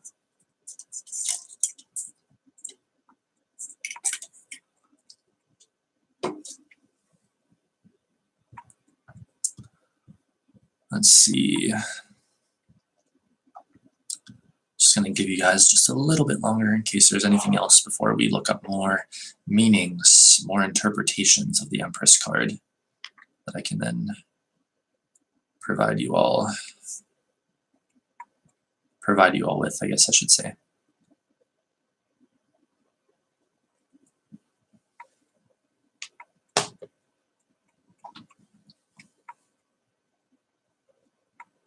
It's interesting also how that video talked about dreams and people supposedly getting nightmares from such a thing. Well, it's not surprising.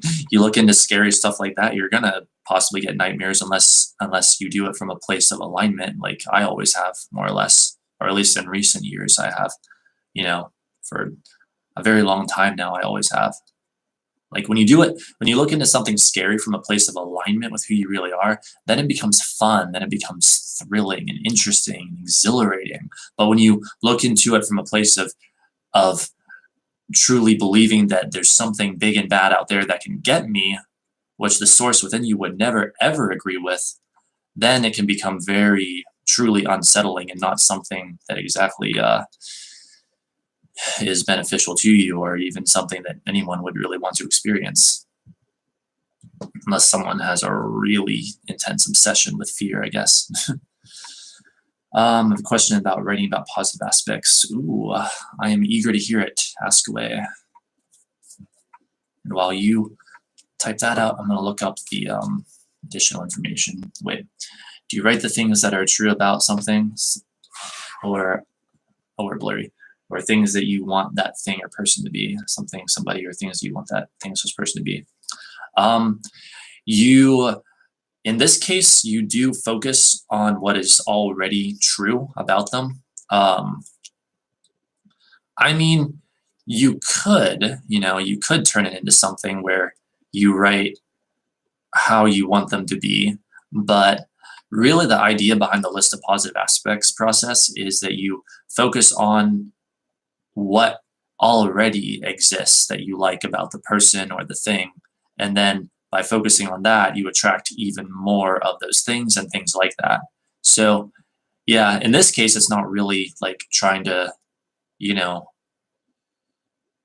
invent something new entirely. It's really just like, think of it like tuning yourself to the best of that person or thing, like tuning yourself to what you prefer most of that person or thing.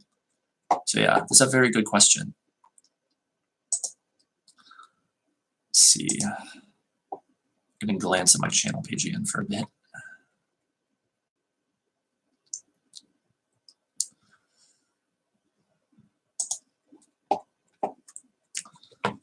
All right. Now I'm going to search the internet for more interpretations of the Empress card, and we can have some fun looking at those.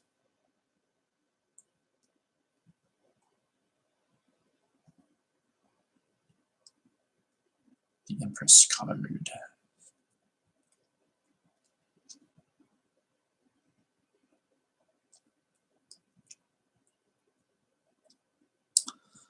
Here, let's go to trustedtarot.com, see what we get.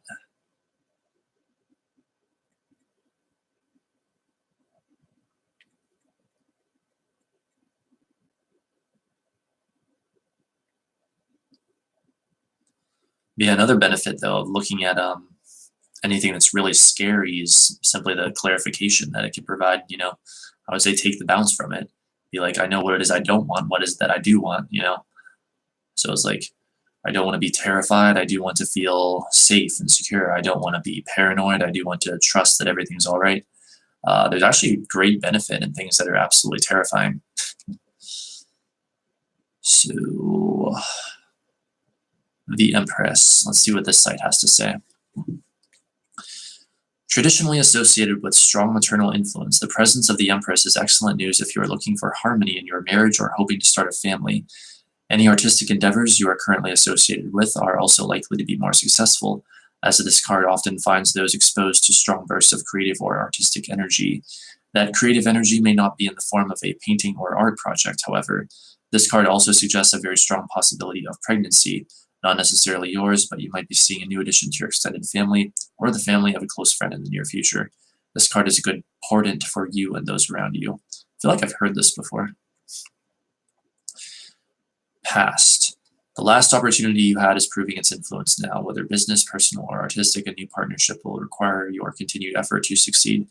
Remember your most resourceful behaviors, but especially your discipline. All right, interesting interpretation. Present. There may be a new beginning unfolding before you, and you decided its quality. Is that what that's supposed to say? And you decided its quality. Not even sure what that's supposed to mean. Be understanding and especially sensitive to the emotional aspects of life. A loved one will need a helping hand or light in the dark. The role is yours to fill, no matter your choice. Let's see. Let's dissect this. So, a new beginning unfolding. I suppose that would be accurate enough with the Empress card. That's a fair interpretation. Be understanding and especially sensitive to the emotional aspects of life.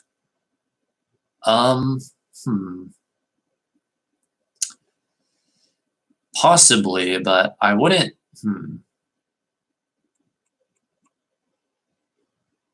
I wouldn't strongly associate the emotional aspects of life with the Empress card. I mean, maybe I'm wrong. Maybe that is an important association, but it's certainly not one I've ever come across. At least I don't think so. Not to my knowledge right now. The Empress isn't really about emotional aspects so much as she's about like more physical manifestational aspects. But then again, the association with Venus, I guess I can kind of see how there's that emotional angle, but whatever. A loved one will need a helping hand or light in the dark if it appears in the present position. I don't know where they're getting that. A loved one will need a helping hand or light in the dark. I don't see how that's accurate. I really don't see how that fits. Like, if anyone knows or has a theory on how that fits, please inform me. Agreed, since the Empress is more about oneness. Yes, exactly. Let's see. The role is yours to fill no matter your choice. Whoa. Okay. Stand by for a second here. The role is yours to fill no matter your choice. We're really going to have to do some vibrational correcting here. It is always your choice what your role ends up being, whether you are consciously aware of it or not. Now, I know what they're getting at. They're getting at this idea of like it's a situation where it seems like you have no choice. And while I am willing to agree that you can manifest situations where it seems like you have no choice, you always have a choice, whether you are consciously aware of that or even consciously exercising that choice or not. So I strongly disagree with that interpretation, though I also respect it as a valid interpretation of the card. Like, I'm not wanting to, I'm not wanting to hurt anyone's feelings or anything, but I do have to strongly disagree with that interpretation. You always have a choice. So, now for the future. The future will bring healing and respite for your emotional and physical wounds. Spending time walking on new paths will be more beneficial than mending bridges. Your investments will pay off if you carefully tend them. Let's see here. The future will bring healing and respite for your emotional and physical wounds. Well, if you have emotional and physical wounds, the Empress isn't really a card that's going to emphasize the healing of wounds, because I don't think that she's a card that emphasizes wounds to begin with. I don't think that she's a card that emphasizes being hurt to begin with. That would be much more like the Death card or something like that, that can talk about deep emotional healing. Like, I'm not arguing with the validity of that. That's definitely a thing. That's definitely a thing that happens. That's definitely a part of life. I just don't think the Empress card is talking about that. I mean, hey, everyone's free to their own interpretation, but again, I don't know about that. The healing, maybe, but even that's a stretch. But this idea of the card having anything to do with physical or emotional wounds just doesn't seem accurate to me at all, unless the surrounding cards really seem to suggest that. Spending time walking on new paths will be more beneficial than mending bridges. Spending time walking on new paths will be more beneficial than mending bridges.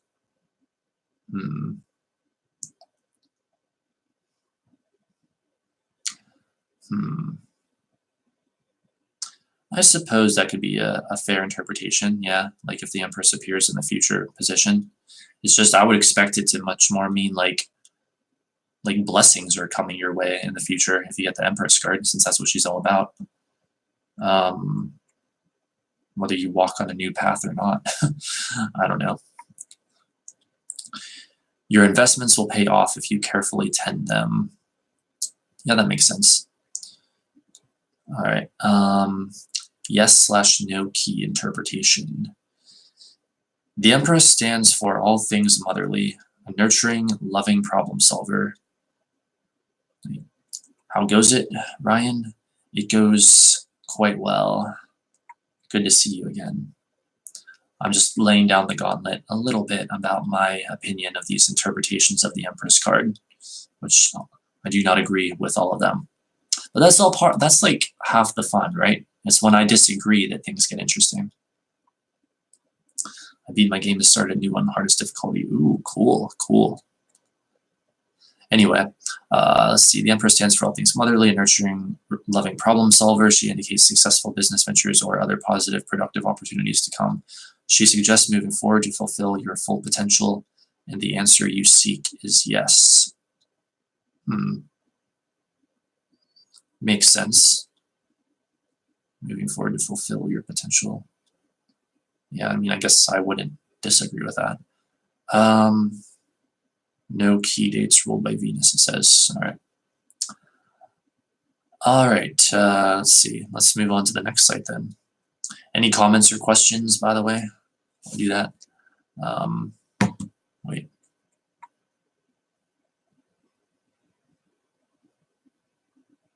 All right, let's go to keen.com. That's the next one that came up in the search results.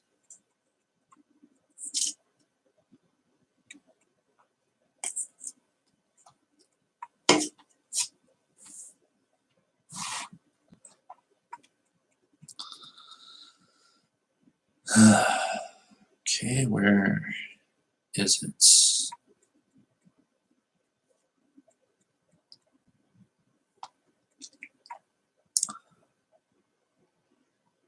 All right, here we go. Has a run of good luck or a generous friend allowed you to take it easy? Have you been immersed in art, music, or other indulgences that expand the mind and soul? Are you exhausted from all the shopping? Look for the Empress card to appear in your tarot reading before too much of a good thing starts to spoil you. I don't know. I don't know. I don't think the Empress card has a connotation of too much of a good thing. She's just the good thing without it being too much.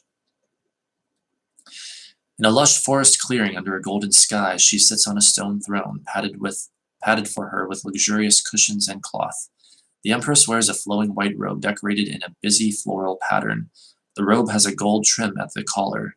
She rests one hand on her knee and barely lifts the other to raise her golden scepter.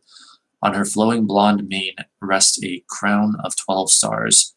At the side of her throne leans a heart-shaped shield emblazoned with a symbol for the planet Venus, ruler of love, art, and beauty. In front of her is a field of wheat. Throughout this card, our Empress sits on the precipice of sharing the wealth and being too spoiled to think about others. Too spoiled to think about others. I don't know what that's getting at. While the mighty scepter is a symbol of royal power throughout history, hers is a mere bauble, as if the power of her position is yet another trinket. The crown of 12 stars represents the 12 signs of the zodiac and her mastery over anyone of any sign, a power of seduction. This is a very interesting and odd kind of twisted interpretation of the Empress card, but let's just continue. Her hand on her knee is idle, indicating plenty of time to be immersed in the joys of life and the pursuit of pleasures. Some tarot decks illustrate her holding a flower in this hand, also representing this tendency for casual engagement with the niceties of life. The shield nearby is a metaphor of protecting herself with her beauty. If someone were to break her heart, she would deflect the hurt by being able to find yet another man of her dreams. The wheat at her feet indicates that the basic needs in life are taken care of. Things over which most people struggle are not even a concern for the Empress. She can be immersed in a good life while most other people are busy earning a living. There's some slight, I don't know, discord in that, but that actually reminded me of something else entirely that I think I kind of forgot to really go over in depth with this card. And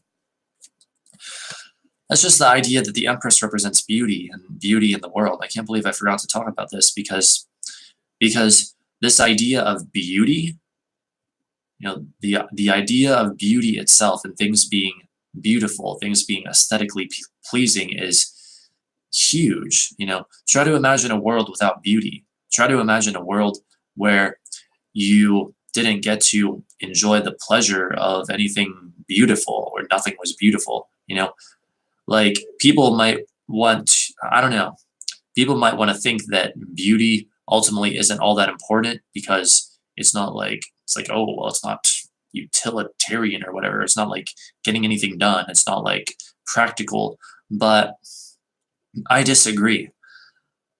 Beauty, I think, is just as important as any practical thing because beauty is such a huge part of what we enjoy in life, what brings us pleasure. And I'm not just talking about like physical human beauty. I'm talking about anything beautiful, like anything, anyone, whatever. And you know, the beauty of nature, the beauty of technology, the beauty of literally anything, and how essential that is for life.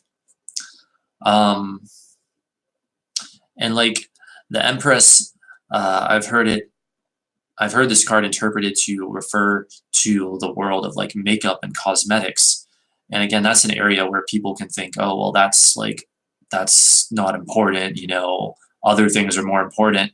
But think about it. The Empress is a card for a reason, and Venus is a planet for a reason. And Venus in astrology means what she means for a reason, and has this connotation of beauty and such things for a reason. The whole art, like this might sound weird and like I'm going off on some tangent, but I'm just going to talk about this for a little bit, but I'm not. This relates.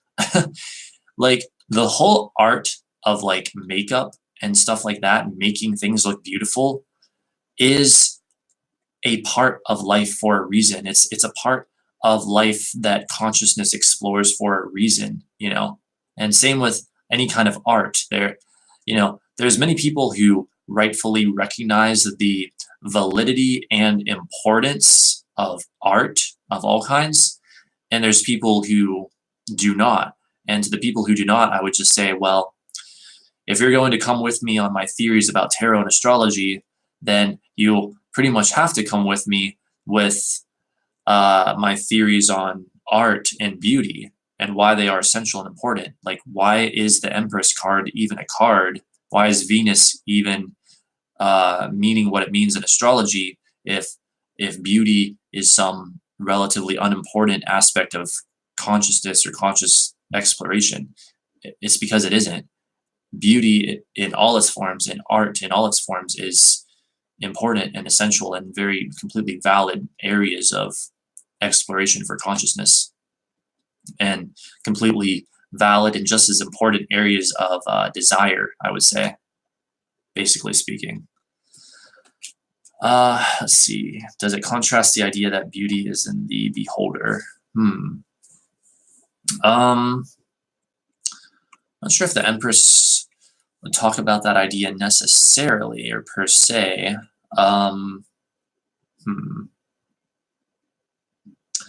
I don't know about that one.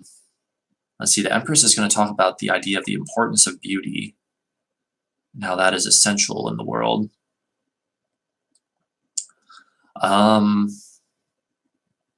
I certainly don't think that there is any opposition to the idea from the card that beauty is in the eye of the beholder. I don't think the card is opposing that idea in any way, because that is basically true. And the way I would say that is, we all want what we want. We all have our own unique desires.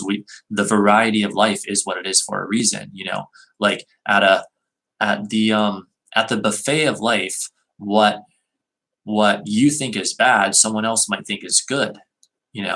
Like at a buffet, there's going to be people that like one kind of food and people who don't like that same kind of food, and these people like this other kind of food, and the other group of people don't like this kind of food. And the point is, it's all good. The idea is to pick and choose what we like the most, what we want the most, what we find to be the most beautiful or desirable or whatever. And I don't mean that in just purely physical terms or anything like that. I'm talking about all types of desire. It's up to us to decide what we want, and we're not all going to have the same desires, and that is as it should be. And thus the variety, that's one more reason that the variety of physical life experience is such a good thing. It's such a good thing. And I believe it's a huge reason that we chose to incarnate in these bodies and come have this experience in the first place. Absolutely, yes. I'm glad you agree. All right, so anyway, as for the stuff I was just reading, though, were some of these things it was talking about, I'm not sure what way they were trying to portray the Empress. It's like they were trying to portray her as like a spoiled brat or something, because here it literally says sharing the wealth and being too spoiled to think about others. Well, the Empress is like Mother Earth. I mean, are you going to say Mother Earth is spoiled? I just don't think that makes sense. Can someone can it manifest? Can a situation manifest where someone is spoiled and the Empress card in a reading appear to indicate that that person is spoiled? Maybe, depending on the surrounding cards. But I don't know. This is probably one of the most positive cards in the entire deck. And so to go talking about it like, oh, she's spoiled or whatever, just doesn't make any sense to me. Not saying that it can't mean that ever, but I think that's just misleading. While the mighty scepter is a symbol of royal power throughout history, hers is a mere bauble as if the power of position is yet another trinket. Yeah, I don't agree with that. I think she is rightfully in her state of power. I don't think that she's taking her power for granted whatsoever. I don't agree with that. It doesn't make sense. Crown of 12 stars represents blah, blah, blah. Power of seduction. Yeah, what is this? A mastery over anyone of any sign of power of seduction. Again, while theoretically this card could maybe mean that sometimes, that's not the primary meaning. The Empress is no seductress. I mean, geez, even the High Priestess would be more likely to have that connotation than the Empress, at least to the best of my knowledge. Awesome stream, Poetic. Going to start breakfast in a bit. Thank you for sharing your thoughts, energy, love, and light. Thank you, Layla. Thanks for being here so much. Love and light to you too. You're very welcome. I'm really happy that there are people out there who find these streams like beneficial. So let's see. Her hand on her knee is idle, indicating plenty of time to be immersed in the joys of life and the pursuit of pleasures. Shield nearby, metaphor of protecting herself with her beauty. If someone were to break her heart, she would deflect the hurt by being able to find yet another man of her dreams. That implies that she's like shallow or uncaring or something. I just don't think that's accurate. I want to know who wrote this stuff. The wheat at her feet indicates that the basic needs in life are taken care of. The things over which most people struggle are not even a concern. For the Empress, she can be immersed in the good life while most other people are busy earning a living.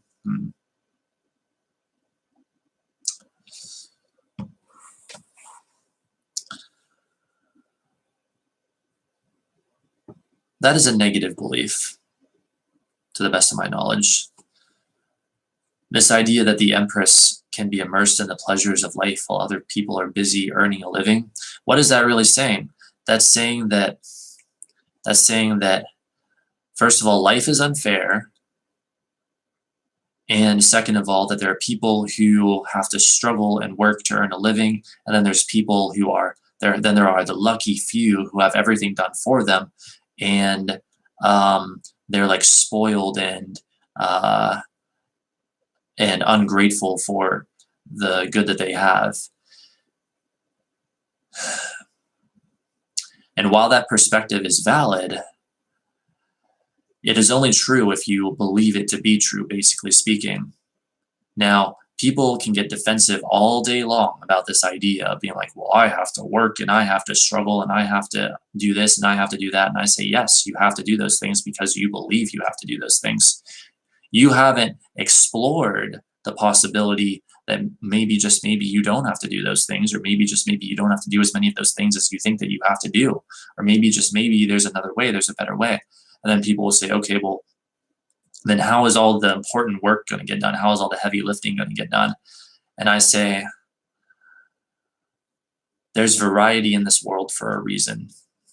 As I was saying, there are people who are a vibrational match to what they are a vibrational match to for a reason. But to say that it's all unfair is to say that you are not truly the creator of your own reality and that you do not have power. And so I strongly disagree with the vibe, if not the content of this article. This idea, and quite frankly, I don't care like how many people leave this stream or what people think of for my having this perspective. Or maybe I'm just worried about that. Maybe that's a negative belief on my part. I don't know. But anyway, I have to say what I know to be, and that is that your beliefs form your reality, and you'll never get me to say otherwise unless you can actually prove to me that that is not true. So she can be immersed in the good life while most other people are busy earning a living. Yeah, if you believe that. If you believe that, then that's exactly what the universe will show you to be true. You can't experience anything beyond what you believe.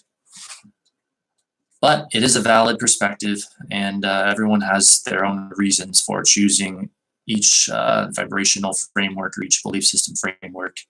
And so I'm not here to push against that, but I'm also not going to I'm not going to explain things as I know them to be, which is that you create your own reality, your beliefs form reality, and the idea is that you want to follow your bliss and follow your excitement.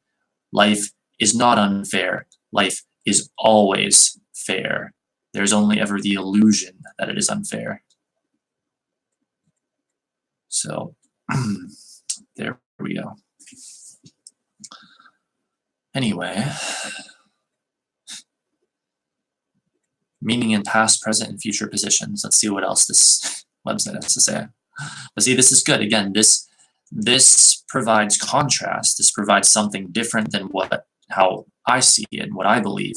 But the difference sharpens what I am wanting to say. The difference of whoever wrote this, their perspective, to my perspective, sharpens my perspective, and it sharpens my explanation of my perspective.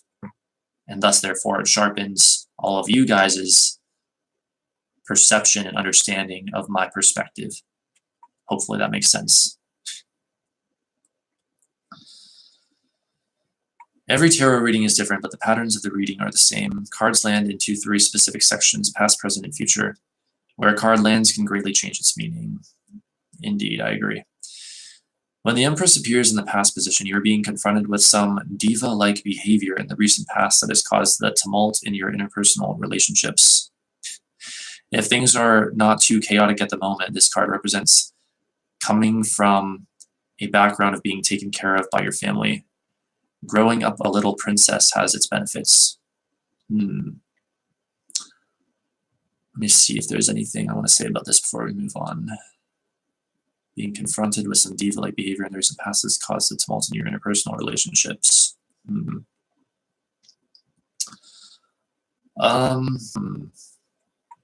That may or may not be true. I'm not sure about that. I mean, I don't know. If things are not too chaotic at the moment, this card represents coming from a background of being taken care of by your family.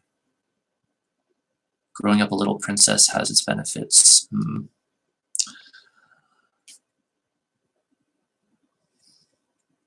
But I think what the author of this article likes to conveniently forget, if they're even aware of it in the first place, which, to be fair, maybe they are not, is that the so-called little princess is also the creator of her reality.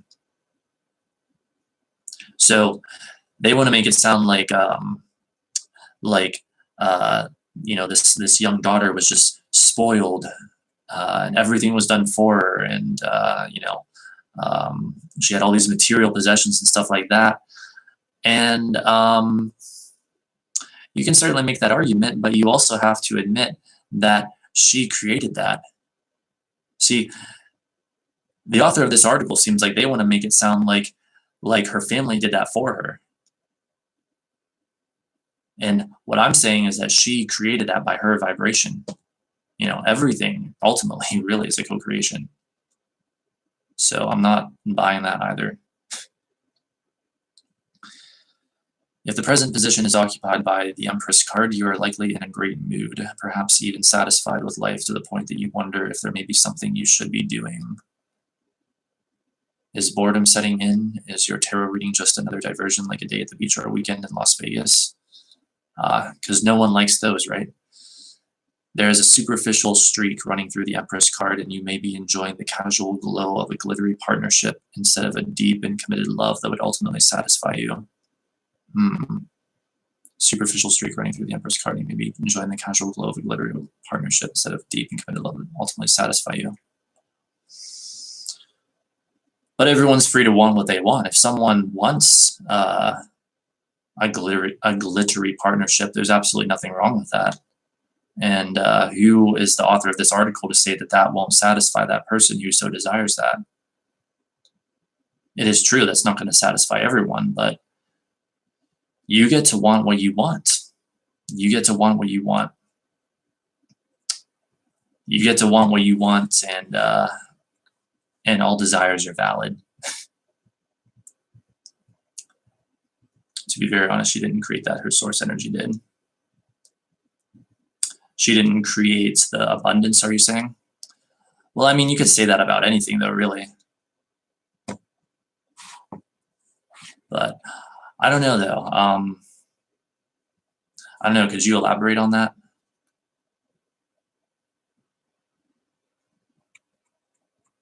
Let's see here. Looking into the future position, the Empress card foretells good things when landing here. This is the fairy tale happy ending. When the future holds as much promise as the Empress represents, you can know that a symbol of hope is becoming more real with each passing day. The card here can be an indicator of becoming wealthy or of finding a person who loves and appreciates you as their definition of beauty. But the card here can be an indicator of becoming wealthy or of finding a person who loves and appreciates you, their definition of beauty. Makes sense. The former is true if your reading has been fixated with economic and career questions. The latter is true if you sat down for a soulmate reading. Well, I guess I don't really disagree with anything in that part. Just wow. I'm trying to approach this in the best possible way and like not push against what the author is saying, but I do have to say what I know to be. It is unfortunate that there are so many negative beliefs out there, but I guess it's also not surprising because, you know, humans in their effort to try to explain why they're not getting what they want, why they're not able to create the life experience that they want, and why they're seemingly failing at it, come up with like the screwiest things in trying to explain or justify it. And in the explaining and justifying, what they don't realize is all they're doing is holding themselves longer in a place where they don't want to be. And so it's, but you know, the universe isn't going to give you anything that you don't believe in to begin with.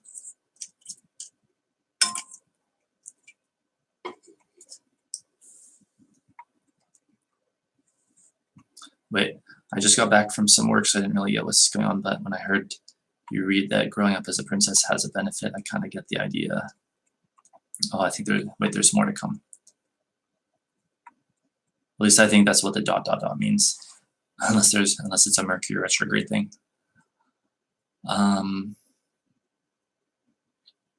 Is that if you're born a princess, you don't have this fear of poverty and bad things, and therefore it's easier for you to create abundance. If you are born a princess, you don't have this fear of poverty and bad things, therefore it's easier for you to create abundance. Oh yeah, I would say that's accurate. Yeah, like if you're born as a princess, whether that be like a literal or a figurative one, and you're like born into abundance, then absolutely, yes. Like then since you're starting out as already a vibrational match to abundance, then indeed, it'll be far easier for you to create abundance than the person who was born poor. Yeah, I absolutely agree with that. Yeah. It's this article I'm disagreeing with. Saying that you know, growing up as a princess is somehow like, how do I even say it? Somehow like that person didn't create that. Well, they absolutely did create it. Otherwise, it couldn't have manifested in their reality. So anyway, card combinations. This should be interesting. As the cards are laid out in your tarot reading, each card informs and influences the cards nearby, and every card is simultaneously under the spell of those very cards they touch. The circle of influences assures you of receiving a unique tarot reading that is as individual as it is unrepeatable.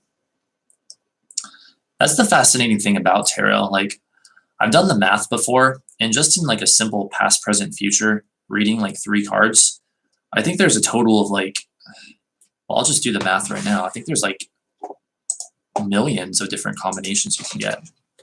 So let's see, we take 78 cards in the deck times 2, because there's also reversals to get 156, and then we would multiply that by 155, and then multiply that by 154. You get a possible total possible combination, or is that the right way to say it? I don't know. The number of total combinations possible in just a 3-card tarot reading is 3,723,720. Like, you can do the math yourself if you don't believe me. Like, that is crazy. but that's what it is. That is what it is. So once you get to like a Celtic cross reading, like a 10 card reading, you know, there's so many combinations of that. I forget what the number even is. It's got to at least be in the trillions, if not quadrillions, if not something higher than that. And so it's like, yeah, that's the cool thing about doing a Celtic cross reading is like every reading is pretty much guaranteed to be unique. I mean, I guess there's a 1 in a, 500 billion quadrillion chance that you could get the same reading twice, but it's like, come on, that's not going to happen. So it's very amazing that, that can be that can like happen as a result of the system of tarot being what it is. All right, let's see what else I'm going to disagree with. Oh, geez. If an article activates too much resistance, then maybe I should just move on to a different one. I don't know. I think it's my having Mars in Sagittarius. Like I can't help but get so passionate about things, passionate about my beliefs, passionate about what I believe, or in some cases, I suppose, know to be. Let's see. Okay. For a woman receiving a reading, the Empress card represents her in relationship to other cards. When paired with the Emperor card, your relationship with your father or a lover becomes the subject of the entire reading. That makes sense. When the Empress is in a reading with the Devil card, you will be oblivious to some hurt you cause as a person. I'd say that's possible, and it's also possible that like a love interest could show up who turns out to be like not good for you because of the Devil card influence. This will lead to a situation where the person seeks revenge. Some hurt you cause a person. This will lead to a situation where the person seeks revenge. I'd say that's possible, but it's not always going to be that specific, I don't think. Like revenge, that's awfully specific. I think it's much more open to interpretation than that. The closer these two cards are in your reading, the more you are advised to avoid gossiping and casual dismissals of the efforts of others. The closer these two cards are in your reading, the more you're advised to avoid gossiping and casual dismissals of the efforts of others. I mean, I guess that makes sense. Another intense card combination with similar results is when the tarot card Death appears alongside the Empress. This means a long-time relationship will end because of perceived grievance you have delivered to the other person. I guess that's one interpretation, yeah. That's one interpretation, but I would again say there would be more in that situation.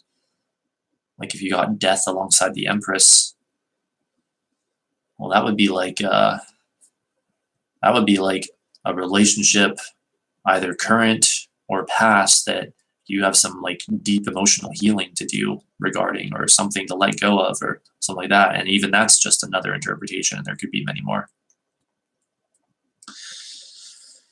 So much of the Empress card revolves around not realizing the effect you have on others as your pursuits of pleasure take you out of the daily struggle just enough to lose touch with how the world conducts itself. I have never heard that interpretation before of the Empress card before this article. Not realizing the effect you have on others as your pursuits of pleasure take you out of the daily struggle just enough to lose touch. Of the daily struggle? My. As your pursuits of pleasure take you out of the daily struggle. Let me see here. How should I put this? What do I have to say about this? Here's what I have to say. If your pursuits of pleasure take you out of the daily struggle, then I am all 110,000% for it. I am completely for those pursuits of pleasure that take you out of the daily struggle. Pursue them, pursue them, pursue them, pursue them. Freaking pursue them and feel good and get out of the daily struggle. I am all for it. I think I think in a way I can agree with this article, or at least if that part is true, that the Empress here, her pursuits of pleasure take her out of the daily struggle. I am all for it. Go Empress, and go anyone who emulates that about the Empress. Pursue those pleasures. Abso-fucking-lutely. Oh, and furthermore, not realizing the effect that you have on others. Always put the way you feel above all else, including the way other people feel, because you are not responsible for the way other people feel. You are only responsible for the way you feel, and they are the ones who are responsible for the way they feel. And no one who is in alignment with who they really are would ever do anything to harm anyone anyway.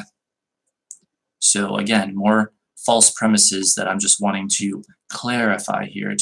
I'm wanting to lovingly clarify some false premises. I'm not disagreeing per se, and I'm not even arguing per se. I'm just wanting to lovingly clarify some things. And let's see, what else do we have here? The daily struggle. There's only a daily struggle if you believe that there's a daily struggle. If there are things that you struggle with daily, there are ways, many ways, that you can find to make those so-called struggles far more easier to experience. A good example is listening to music during those things, or watching something you enjoy during those things, or being present during those things. There are so many things you can do to make any kind of so-called daily struggle into something that is far less of a struggle, or maybe not even a struggle at all. Maybe something that you actually can really enjoy as you turn it into a meditation, perhaps. I mean, sometimes some of my favorite things to do in a day are things that I kind of are just my daily routine things, I guess you could say, because I get to just relax and be present and enjoy them. So again, watch your beliefs and watch your definitions. Watch out for those negative beliefs. Don't accept them.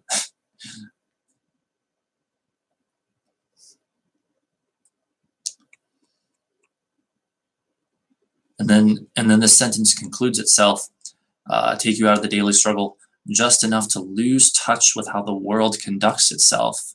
Well, I would say to whoever's saying that, who are you to be the arbiter, or the one who decides, the one who knows how the world conducts itself? Who are you to be the one who decides for everyone how the world really conducts itself?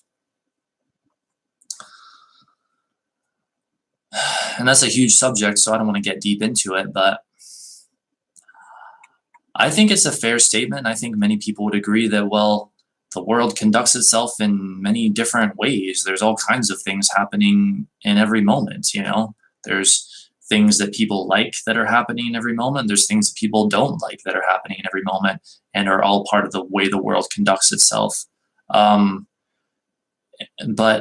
at the very least, you have to admit that not everything about the world conducting itself is negative or unwanted or painful. There's so much about the way the world conducts itself that feels good.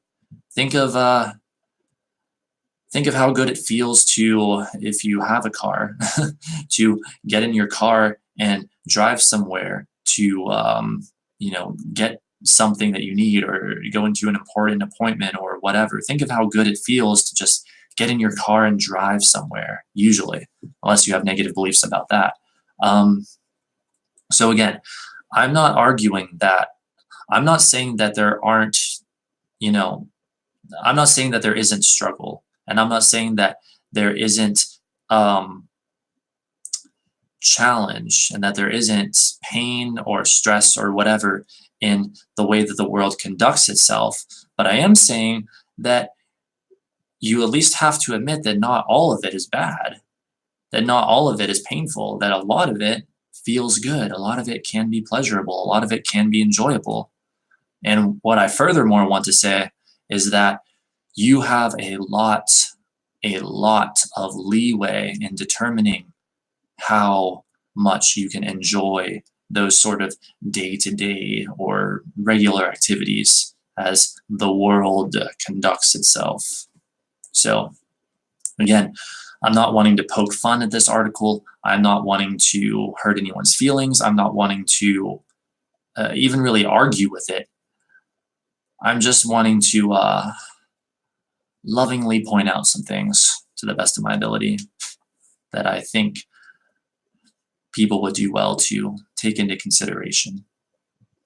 I believe the world conducts itself the way it's supposed to be. Yeah, Smiley. I think that's basically right. I think that's basically accurate. Yeah. It all more or less happens the way it's supposed to. It all more or less works out the way that is best for all involved. Okay, so let's see here.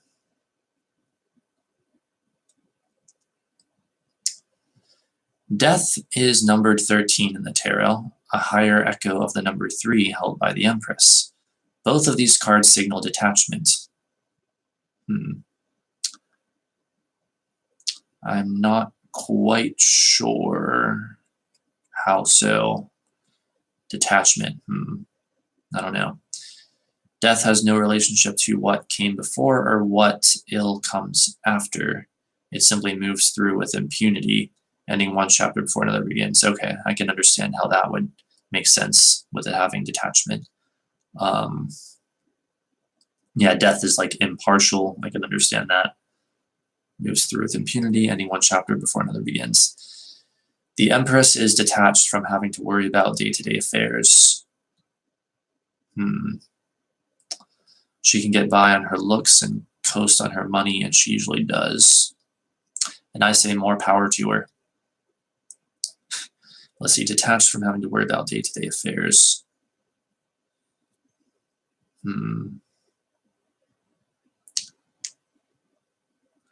I just don't really get that connotation with the Empress and this. I mean, I've been studying tarot for 2.5 years. Granted, that's very little in comparison to those who have been studying it for, say, decades. But 2.5 years is still a pretty good amount of time. And in that entire time, I've never, ever come across this idea of the Empress, getting to be like detached from worry about day-to-day affairs and stuff like this. So I'm not saying it's totally inaccurate, just that I've never come across it before. So I question it for that reason. Having to worry about day-to-day affairs.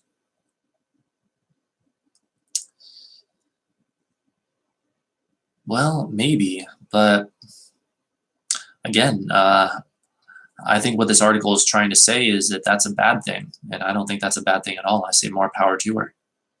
I think more people should be like her, if they want to be anyway, if that is their desire.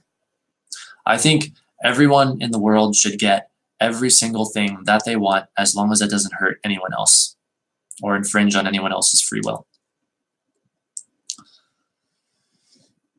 The Empress paired with the Hermit card indicates a woman who is alone because she has not developed enough skills to succeed in life when her youthful beauty begins to fade.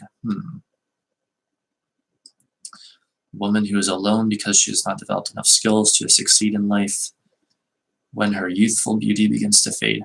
I guess that's a fair interpretation, but again, I would say in that situation, there's probably a lot more interpretations that are also applicable.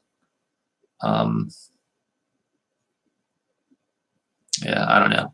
I'm not going to get deep into it because I feel like there's probably quite a few. Let's see. The core attributes of the Empress can be found individuated in the minor arcana cards that are numbered 3. The 3 of Wands exemplifies the material success enjoyed by the Empress. I don't see how that's accurate, but okay. While the 3 of Swords underscores the constant alienation that her obliviousness creates.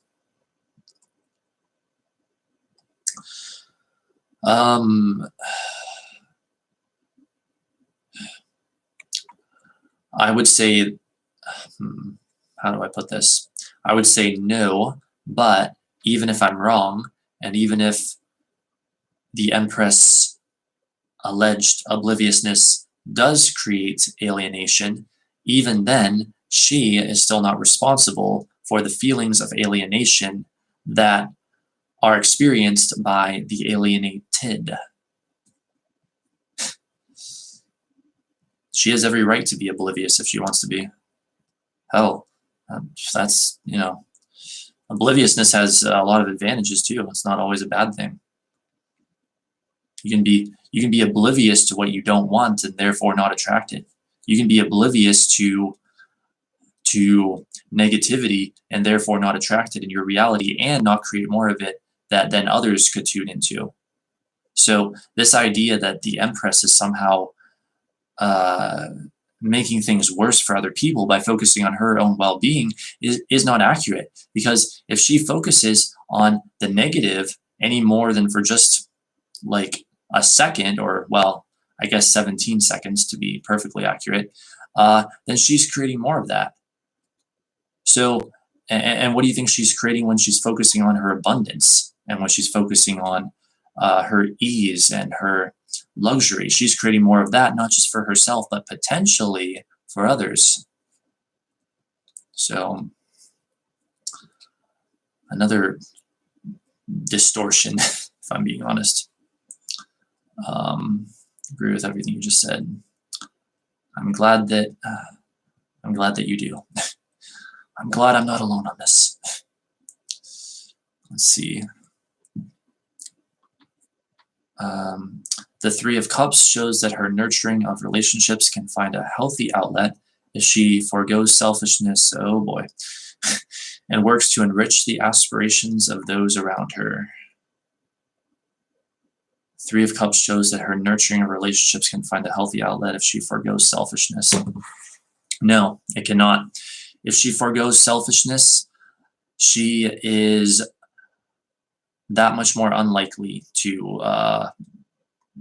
come into alignment or create anything that she wants. Unless, however, now I will admit that if in her being selfless, she feels good about herself for being selfless, then yes, she can still create positive things. She can still create good things for herself and others.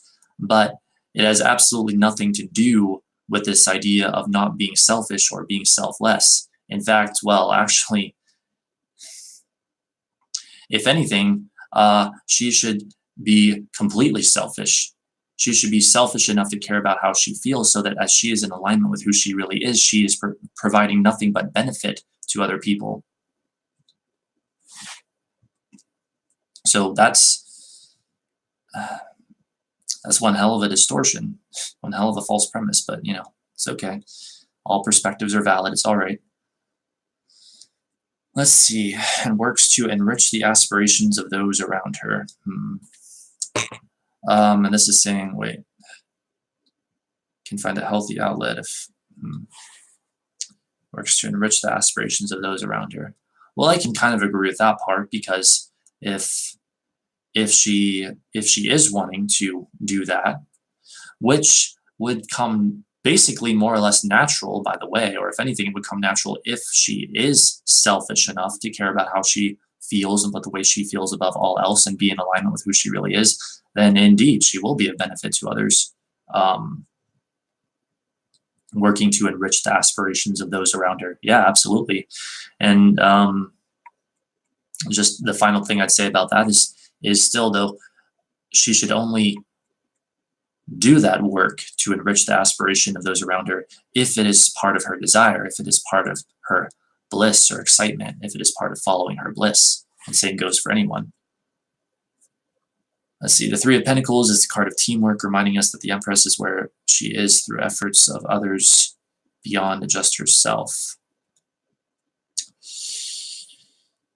That's a very interesting perspective. The Empress is where she is through efforts of others beyond just herself. But the question I would ask to you, if someone's saying that, is who isn't? If everything is a co-creation, then everyone is where they are because of the input of everyone else. But the paradox there is that means that that's basically irrelevant, and that, how do I even put this? The Empress deserves all the credit in the world for the well-being, abundance, and all other positive or negative things that she has created. She deserves all the credit in the world for what she has created. So this idea that it's somehow unfair, while a valid belief and a valid perspective, and one that there is an endless amount of evidence for, I don't deny that. Again, it's just a belief, and it is not necessarily reflective of any real concrete reality. So the Empress deserves all the credit in the world for what she has created, as does everyone. Everyone deserves all the credit in the world for what they have created. But yes, in a way, I agree. Like, yes, everything is a co-creation. Everything is a co-creation. So, it's a weird paradox, and it's hard for me to put it into proper words. But I hope that I hope that people can get the idea. But I want to go back to this Three of Wands thing. Like it says, exemplifies the material success enjoyed by the Empress. Like, I don't understand why that is, but how the Empress relates to the Three of Wands. Well, the Three of Wands is a card of like vision and foresight and projects well underway and ownership and stuff like that. So if anything, it would talk about the Empress having like vision and foresight, I suppose. Material success enjoyed by the Empress. I don't know. Maybe it's a fair interpretation because projects well underway or whatever. But whatever. Finally resting for the night, Ryan. That is good. Rest is good. But yeah, that concludes that article. So that was something. I don't know. Sometimes I have to admit, I feel like a little bit bad when I have to like disagree so much with an article and like call it out so much because, that's not really what I'm about. I'm much more about just letting other people have their views and have their perspectives and do what they do as long as it doesn't hurt me or anyone else. But I guess if, well, we're going to talk about the Empress card, we've got to dig into this stuff, don't we? Like, I feel kind of bad, but at the same time, like, I'm not going to sit here and lie to you guys and tell you that I believe things that I don't believe. I'm just not interested in doing that at all. Like, why would I? Anyway, do you guys have any questions? Please, let's like open this up to the chat for a while. I feel exhausted from going over that.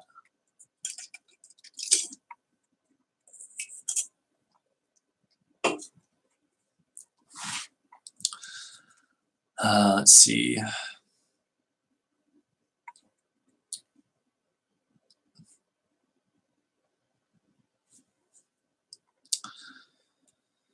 I think I'll just close this for now. Actually, I have to use the bathroom real quick, so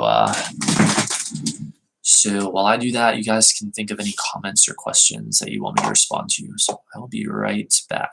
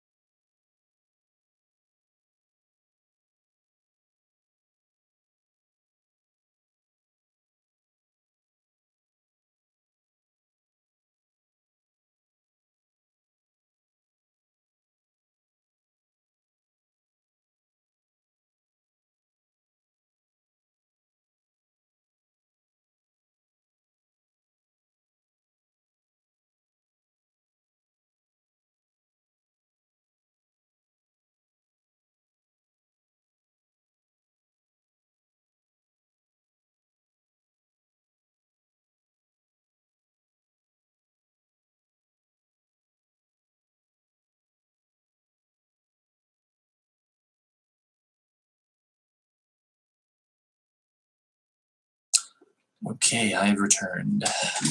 Oh, so what have you guys been talking about? Any comments or questions pop up? Let's see. Commentaries on articles, indeed. Palmistry, that's some interesting stuff. Hello, Richie.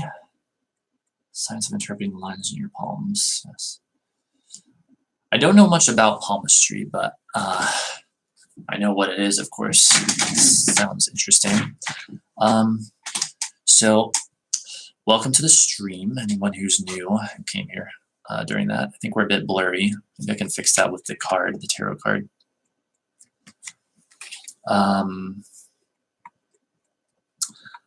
And does anyone have any comments or questions about the Empress before I guess we'll move on to yet another article, and I'll go off on that one too, if necessary. Yeah, any questions at all? I'm just gonna chill out for a bit and see what happens.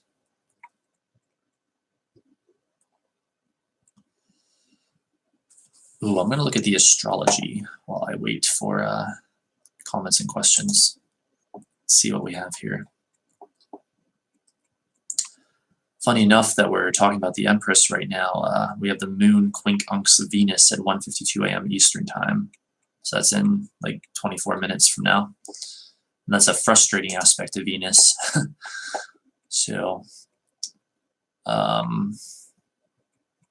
it's funny, the word wolf or wolves has been really highlighted in my life the past few weeks. Smiley wolf. Synchronicity. I feel like I'm in social studies class again. Wait, is that a good thing though? Is that a good thing or a bad thing? Although I personally, when I was in school, I actually enjoyed history to some extent. Then I tell people that and that I was interested in it, and they'd be like, "Ew, really?" And I'd be like, "Geez, it's not that bad." But sorry, my nose is itchy. For me, it's a good thing. Good. Me too. Me too. Yeah, this moon quincunx Venus thing, that's so funny because it's a frustrating aspect with Venus, which is, of course, the planet that rules the Empress. You know, the Empress is all about that Venusian energy. And I was almost getting a bit, I don't know if I call it frustrated, but certainly feeling some level of resistance reading that previous article.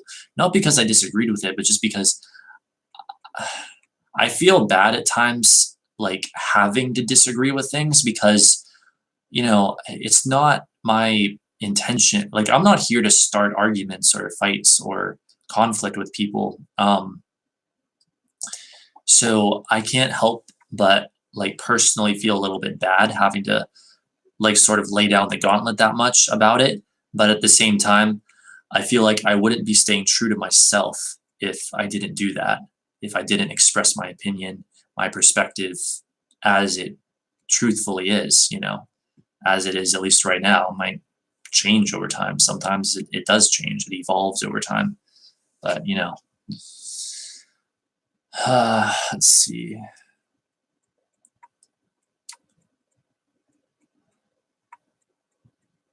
Huh. Interesting stuff you guys are talking about vaping. I've never done that, but I used to have a friend who did that a long time ago. Or he did that at least for a while, I think. I don't know how long he did it. Talking about flags. Huh. Flags, huh?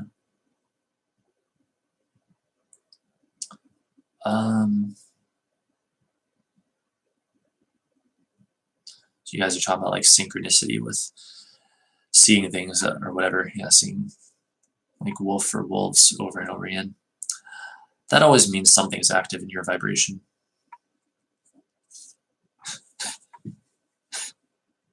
But I guess it's time to move on to another article about the Empress.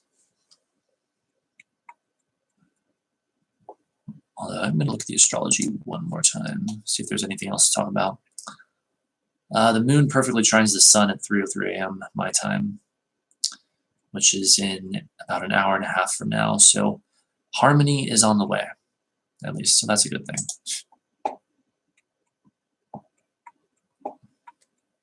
Boy, that reminds me of DMT. What's you guys' opinion on that? Everyone else, of course, is free to respond. I personally don't really know much about DMT, though I've heard that people have had some pretty wild experiences with it, so I guess that's all I know. I guess I wouldn't be one to use it myself.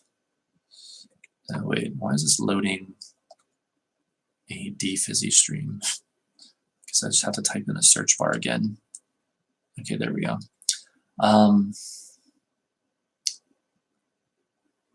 Wait, what's the Empress? Sorry, I just don't know. Well, hang on, turn this off if it will. Okay, yeah, let me just reiterate. So this is the Empress Tarot card. It's card 3 of the major arcana.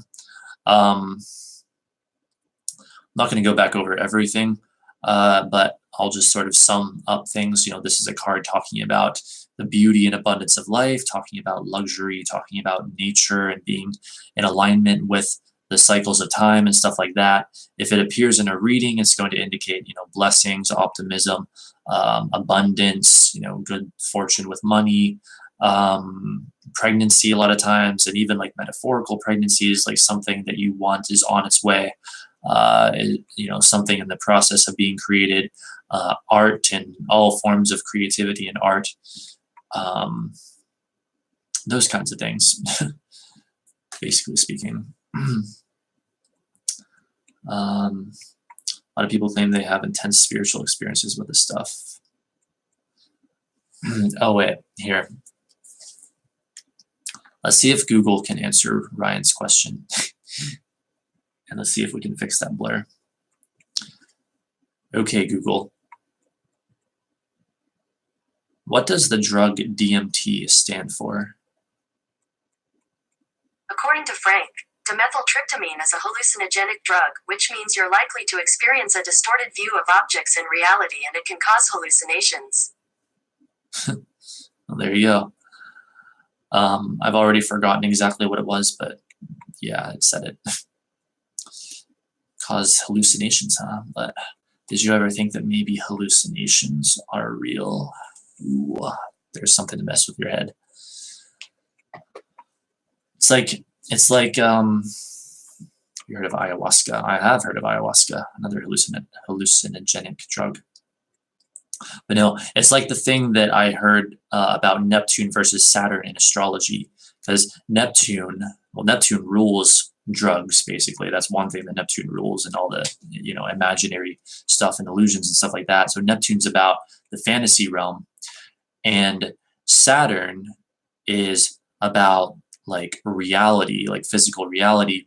And so it's like the saying is, it used to be that Saturn was the reality and Neptune was the illusion. Now it's beginning to look like Neptune is the reality and Saturn is the illusion that there is one. And I think, yeah, that sounds about right. Or at least that's one way of looking at it, I suppose. No thanks, haha, I'll stick to my ignorance. Yeah, I'm not exactly an advocate of drug use, though I'm not here to push against those who are wanting to do that either, I guess. I'm not an advocate of doing anything illegal, though. Just say that as my disclaimer. David Icke did talk about it. Yes, he did. Yes, he did. He used it once, and I think he said he used it once, or was it twice? I can't remember. He said he had all kinds of amazing experiences because of it, or like he had all this. He had like some voice talking to him or something that told him all of this stuff. But beyond that, I can't really remember. Now I'll just apply this, and we're going to get to another article about the Empress. Also, if anyone has any like tarot questions, like if you want a tarot reading about something, I can do that too. That's always fun.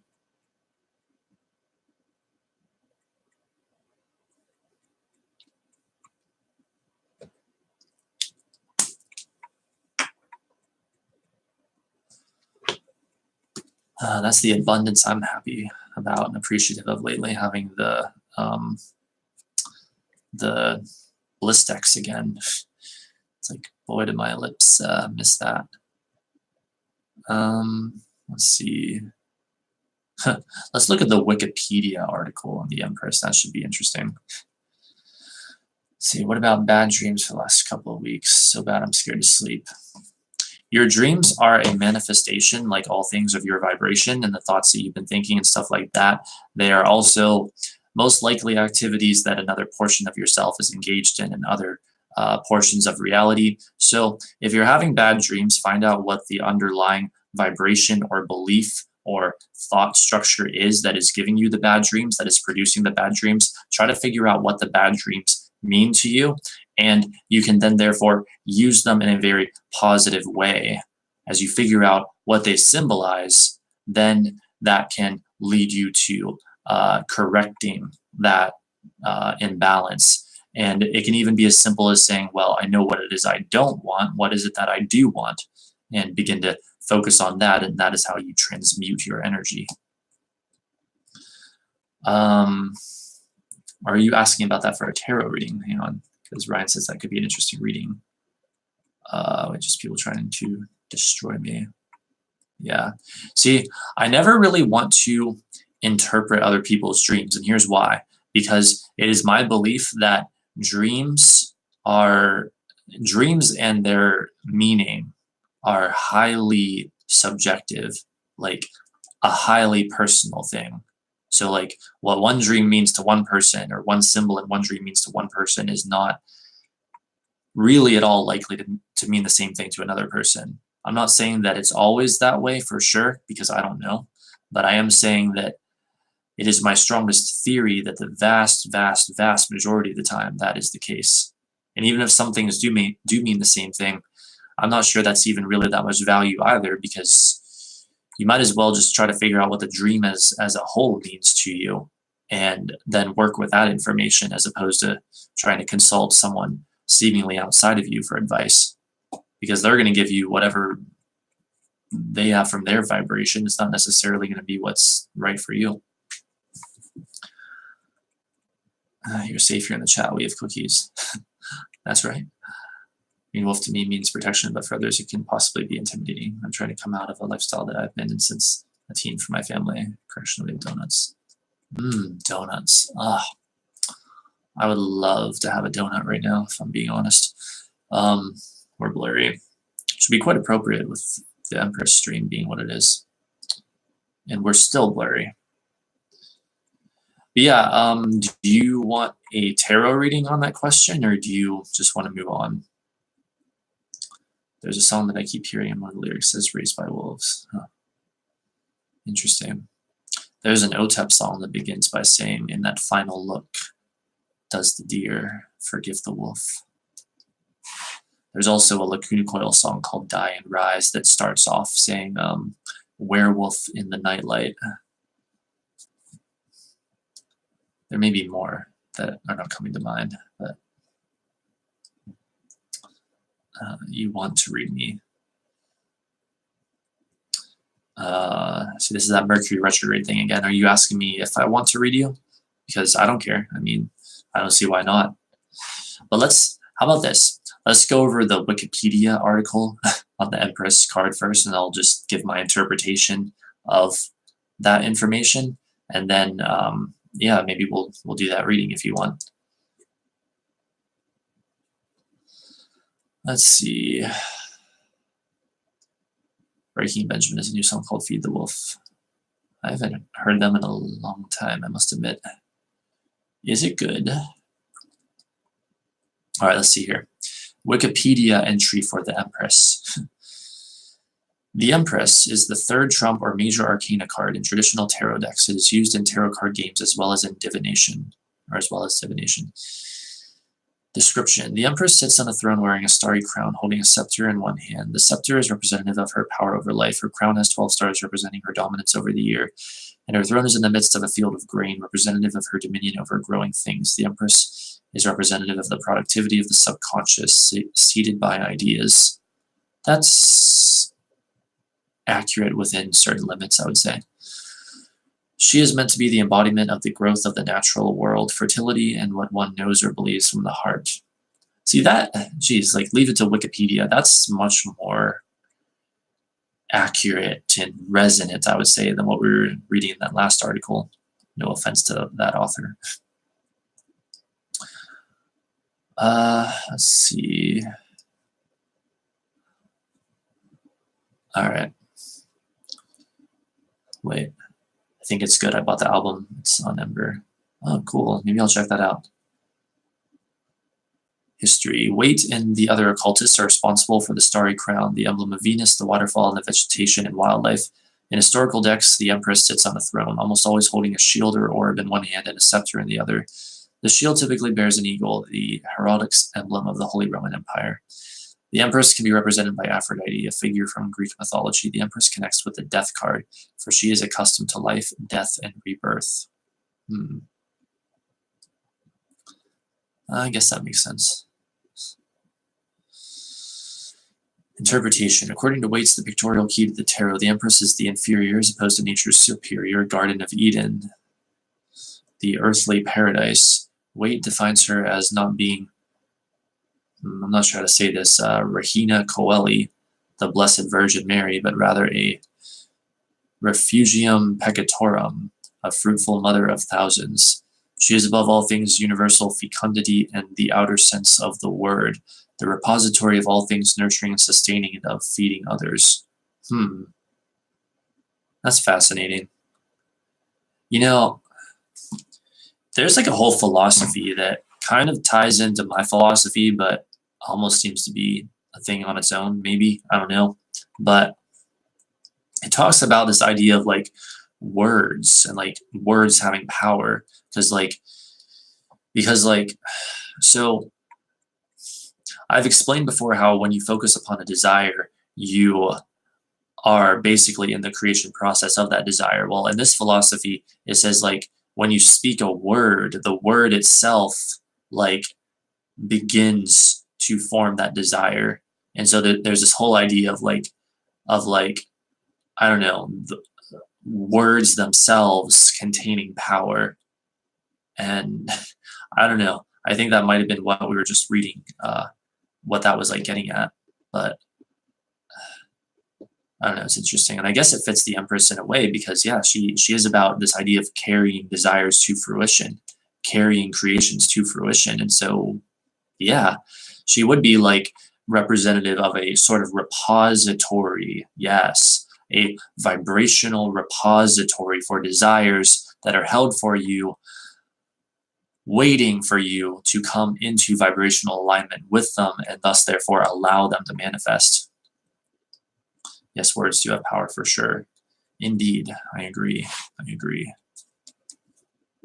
Words have, I would say, different kinds of power, even like multiple kinds of power. The Empress's mother, a creator and nurturer. In many decks, she can be shown as pregnant. She can represent the creation of life, romance, art, or business. The Empress can represent the germination of an idea before it is ready to be fully born, and the need to be receptive to change. I would say that is accurate as hell right there. Like, this is the exact opposite of the last article we read. That, in my personal opinion, is about as accurate as it gets. The Empress can represent the germination of an idea before it is ready to be fully born, and the need to be receptive to change. Yes, yes, yes, yes, yes, yes, yes. That's it. That's what the Empress is about. One thing, anyway. It's also interesting, this idea of money, you know, the money aspect. Because, indeed, Venus ruling beauty and luxury, and, well, luxury is related, but beauty and art and creativity and stuff like that. Well, there's also that money side, you know. And there's Venus ruling Taurus, which is correspondent to the second house, which is of finances, and interestingly enough, also of interpersonal relationships, which the Empress is also, in some ways, going to talk about. So, and just interesting connections again, you know, food for thought, basically speaking. That's why prayers work, and some religions don't allow swearing. Not that I'm advocating religions, they have some truth to them, though. Some religions don't allow saying bad stuff to be correct. Yes. Yeah, I'd say that. Yeah, if there's going to be any reason that prayers work, it's because you're focusing on what you want and thus therefore creating it. That's interesting about the not saying of bad stuff. Like, I wonder if the reason for that is a desire to not create that. But anyway, so that's the end of that article. So is Richie still here, who wanted the reading? Are you still here? Do you still want the reading? Like, let me know in the chat if you're still here, and I'll give you that reading now.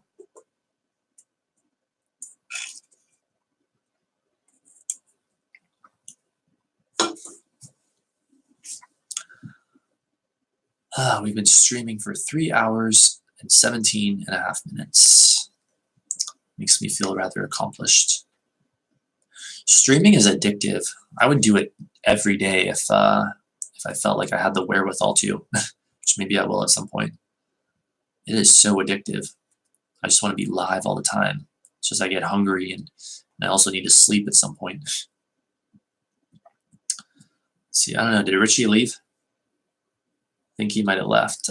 Damn. I was just about to give him the reading, but oh well. I guess I should, I don't know, maybe I should give people these readings right when they ask for them rather than saying, like, I'm going to wait a bit. Can I have a reading too? I'm sorry, I feel like I asked for every stream. No, it's fine. You can ask away for the readings, yeah. Especially now that Richie has left, I need, well, or I could use someone to read, I suppose, you know, since I was expecting to be about to do a reading anyway. So, yes, what's your question?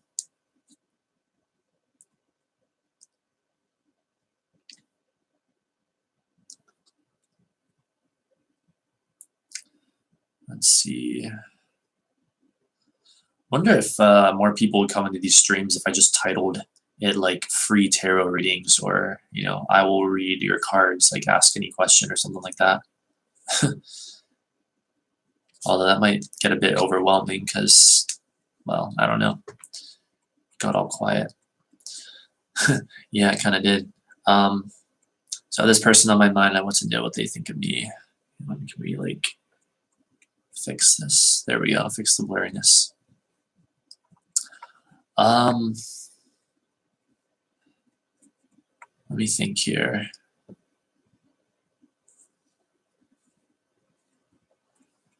Person on your mind, you want to know what they think of you. Yeah, we can do a reading on that. Like, do you want to give any more details, or do you just want me to do a reading on that, like, specifically? Let me get my cards.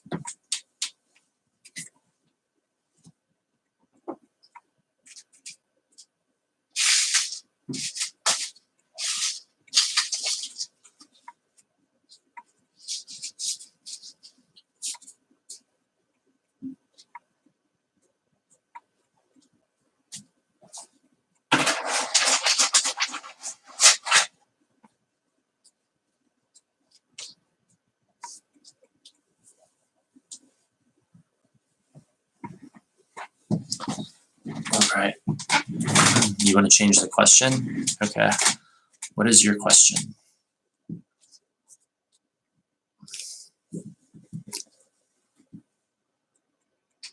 I have this person on my mind, and I don't know much about them, and I wish you could tell me about their personality. Let me think here. Wait, is the freaking camera lens dirty? Hang on a second, you guys. I'm just gonna. I think I saw some distortions, but anyway. Tell you about their personality. Well, it's just, I'm always hesitant to do readings that peer into the lives of other people other than those asking for the readings. So like, maybe it would be better if, because I don't want to like intrude into people's personal lives, but maybe we could do like a reading about this person as they relate to you. Like, would that be all right?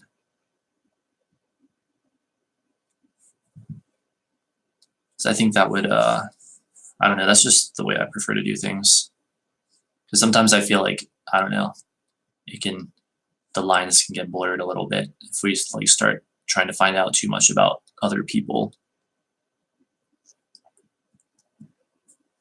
Also, I need a tissue real quick. I'll be right back.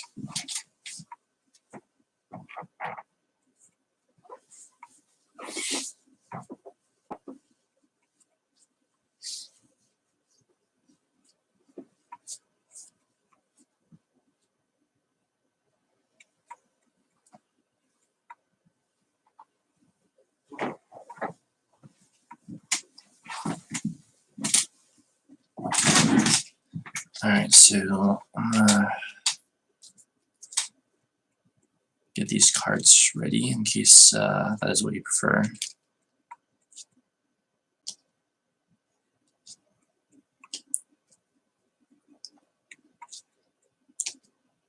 So yeah, let me know if that would be good, like finding out about them as they relate to you.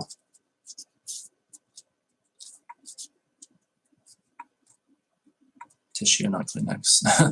Sometimes I see Kleenex, I think.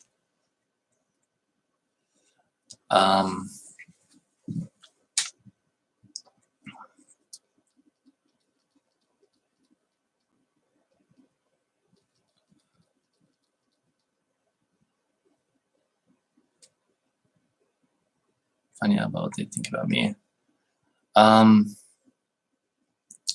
Well, not so much what they think about you, just about like any kind of like interaction you could have, or like any kind of like connection, or like if you were to get to know this person, like what would it be like? Basically, is what I'm thinking. I mean, I think if you're wanting to know what their personality is like, it would show up in the reading anyway, or there's a chance that it would, at least. Like they would probably show up as a court card or one or more court cards, and then that would give a general idea of their personality. So I don't know, maybe I'm being too nitpicky. I'm always hesitant about, stuff that's about other people, I guess. We don't have much interaction though. Yeah, I don't know.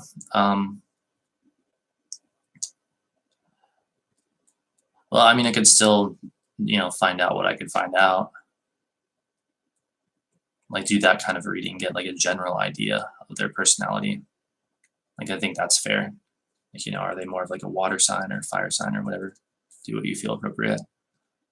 All right. Let's see.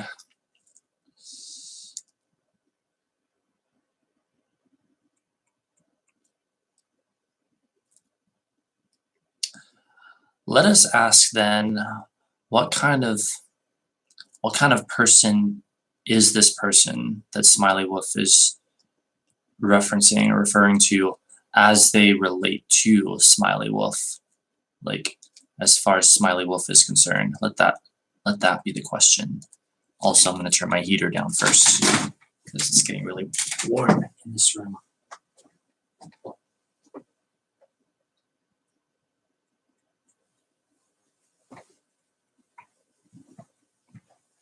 Okay.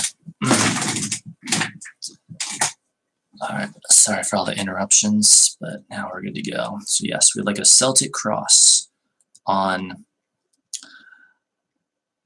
this person the Smiley Wolf is referring to as they relate to Smiley Wolf, and maybe a general idea of what they would be like in Smiley Wolf's reality. Let's put it that way. All right, here we go.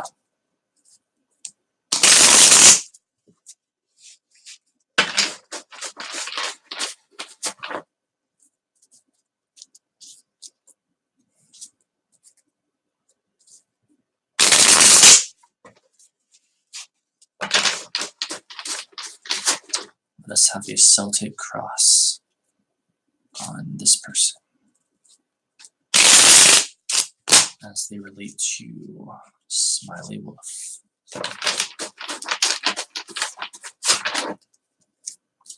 And any court cards that give us a general idea of what they are like would also be appreciated.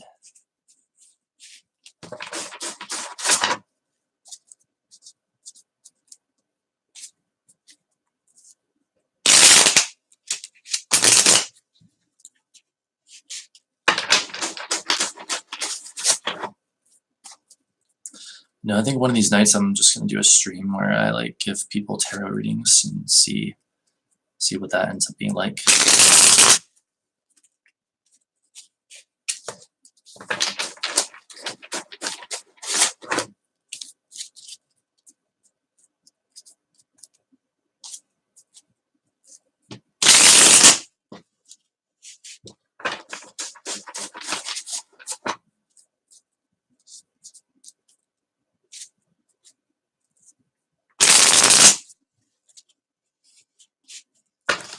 Still moving right along here. You're moving right along.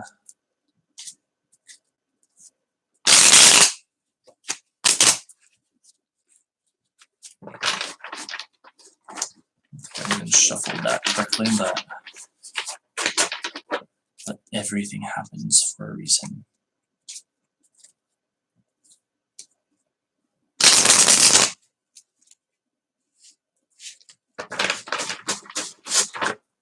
So yeah, if anyone else has any other questions, whether they're tarot questions or otherwise,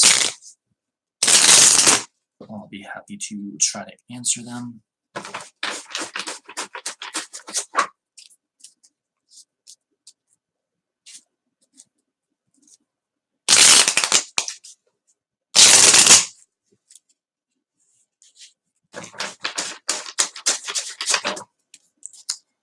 All right, we are still moving along here.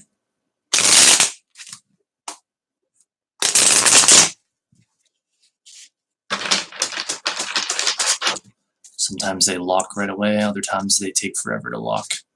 So let's just see.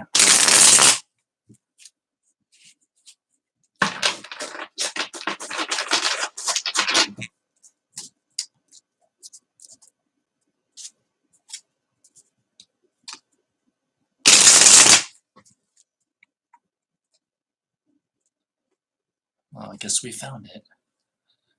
And just in time too, because it's hot as hell in here, you guys. I have to turn my heater down even more.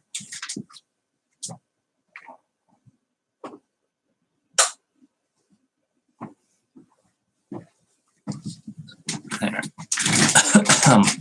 I shut it completely off. That should fix things. Okay, let's see. Outside influences, 7 of Swords, challenge card, Knight of Cups reversed. So that's interesting. Underlying energy, Page of Wands. The past, Queen of Pentacles reversed, 3 and lots of court cards. Lots of court cards. Hope to achieve the Devil card reversed. Near future, 7 of Wands. Those are double 7s. Attitude or position, 4 of Wands reversed. Outside force coming in, 6 of Swords reversed. Hopes or fears, 10 of Swords. And the outcome, the 8 of Swords. Let's see, this person as they relate to you.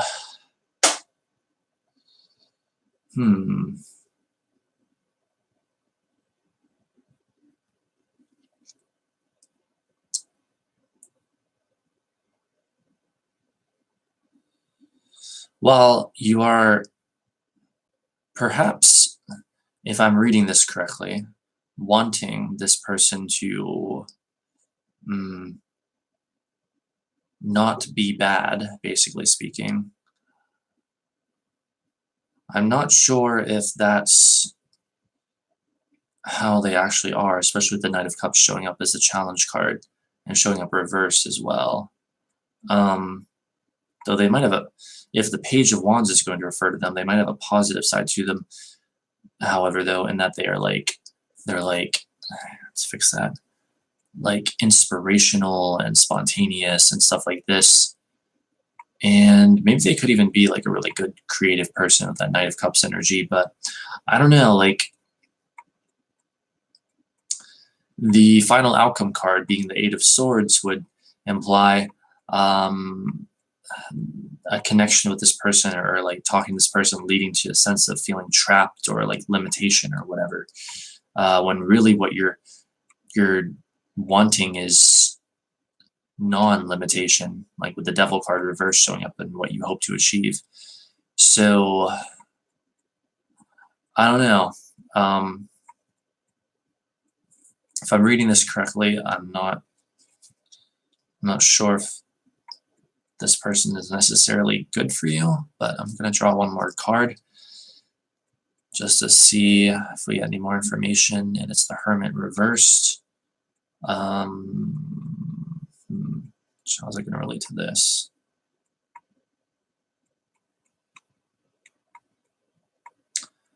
Could relate to this in the idea of not seeing the situation clearly. I don't know. I don't know what to tell you other than if this reading is accurate, I wouldn't like entirely trust this person, I guess. Like, I could be wrong. There's always that possibility, but it's just that seems to be what it says, basically speaking. And as for their personality type, I don't know. We got 3 different court cards. We also got the Devil card.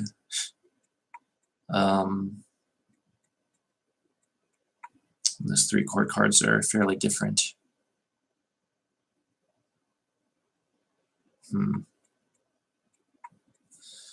I could guess, but that would be all it would be at this point because the court cards are just too different.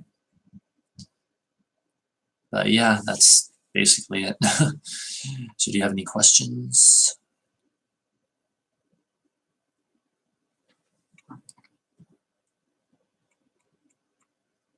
I need to trim my hair soon.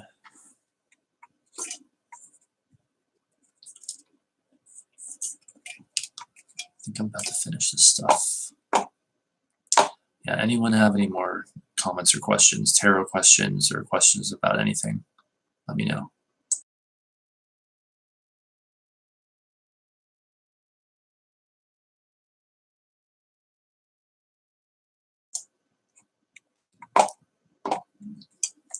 I'm back. Oh, hey, welcome back, Richie. All right, we shall give you a reading. I'm just going to wait a tiny bit longer, see if Smiley Wolf has any other comments or questions about this reading.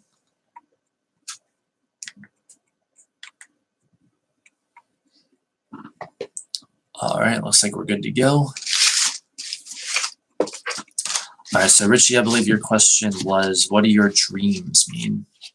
Wait. I don't know, Poetic, sometimes I feel like the tarot cards don't necessarily answer your question. They tell you about the thoughts you already have about that question. Yeah, I know what you mean. Yeah, it really depends on the situation.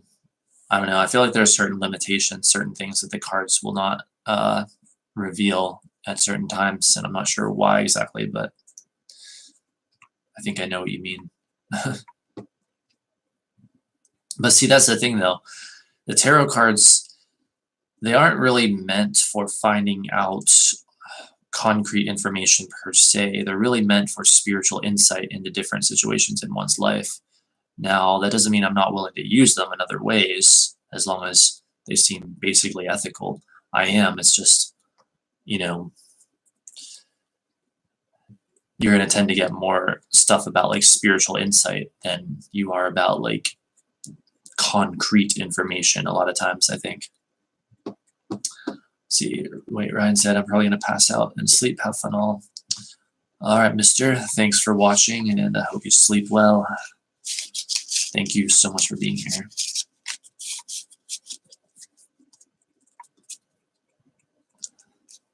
I'm reading about my project car. Yeah, it's true. It's true. But that did give some interesting information, I think. But yeah, these cards are, if you're looking to these cards for yes or no answers, while they can certainly give that, if we interpret them in that way, like it's, I don't know. No, I just don't know if readings like that with them are even that reliable. If anything, gave me a confidence boost to pursue it. Yeah, well, that's good. That's cool. So let's see. So we're going to do a reading for Richie in the chat. I'm ready right now. We would like a Celtic cross for Richie regarding what is the meaning of these strange and mysterious dreams he has been having. Celtic cross. Let's find out now. And you are welcome, Smiley Wolf. You are welcome. Good night, Ryan. Hope you sleep well.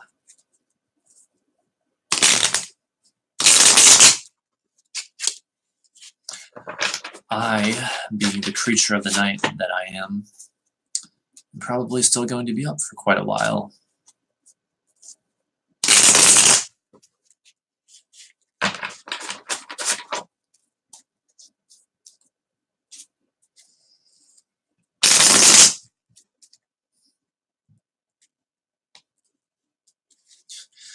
I thought they locked, but not yet. See, what is the meaning of the dreams that Richie has been having?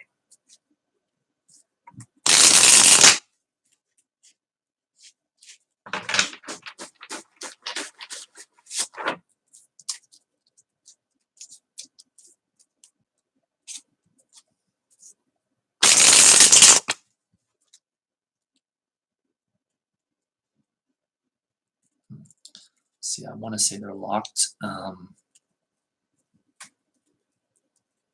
Yep, there we go. All right, let's see what we get.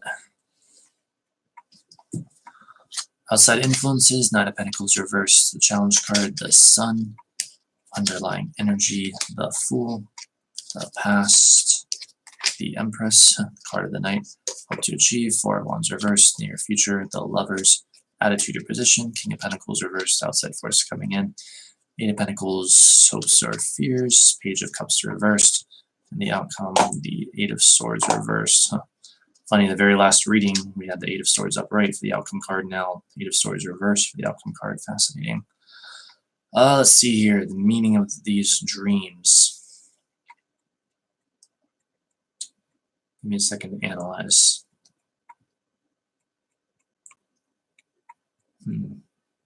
Two eights, talking about transformation. There's a desire to break free. There's a desire for freedom indeed. A lot of it.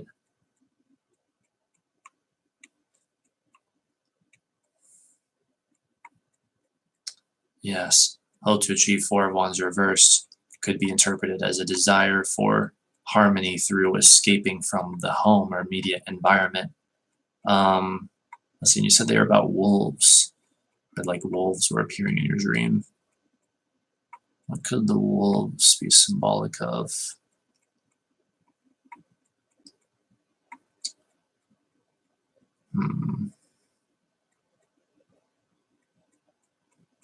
Well, the wolf is free. You have dogs and you have wolves, and dogs are more typically the domesticated animals, whereas wolves are free. Let's see, Lovers. There's even sort of a freedom connotation with that card. To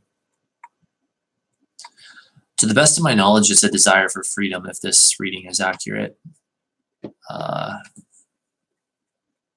You want to be free, but maybe you're afraid of your own freedom or something like that. Or maybe you're afraid of being who you are, expressing your freedom because of the Sun card appearing as the challenge card. With the Knight of Pentacles reversed appearing for your current outside influences, you may even feel like you don't have the time to be free. Like you're too weighed down by work or school or something like that to be able to be free, basically speaking. Maybe with the Empress in the past, you long to return to a time when you didn't have to, when you didn't have so many burdens weighing down upon you. So, if this reading is accurate, Richie, then that's what I would say. I'd say that your dreams indicate a desire for freedom. My disclaimer is that I'm never claiming my tarot readings to be always 100% accurate. So really, you'll know if it's accurate for you, if it resonates with you. If it feels true to you, then it is. Sounds accurate. Okay, good. Yeah, like that's basically what I got, right down to the outcome card being the Eight of Swords reversed, which talks about breaking free. Which is good news, though, because it does indicate that you're most likely to break free at this point. And the outside force coming in being the Eight of Pentacles talks about a lot of work, like working on stuff. So it's like, yeah, probably bogged down by work and have a desire for freedom. Am I good or bad? Are you wanting me to ask that as a question in a reading? Because, well, I could tell anyone that answered that question. The answer is you're good. Like the source within you is always going to know that you're good. So I don't know.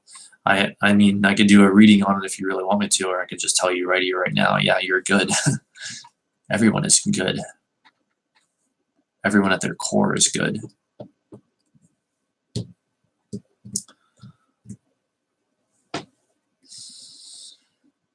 But let's see.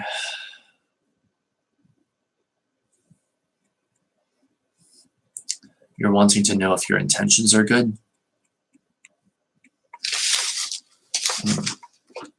Say you're good and bad, just like everything in this world. I guess it depends what you mean by you.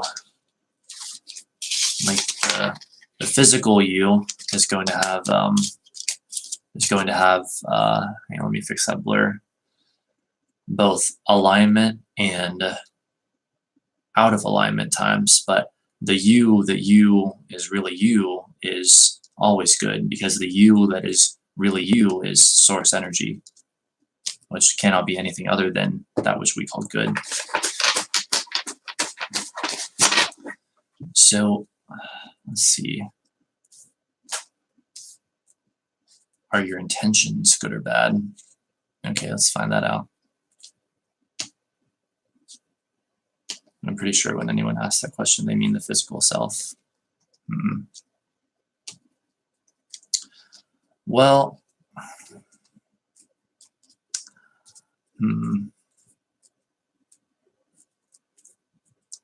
I don't know, because I don't know if I would. I'm not interested in having an opinion about anyone that is not a match to the opinion of the source within me.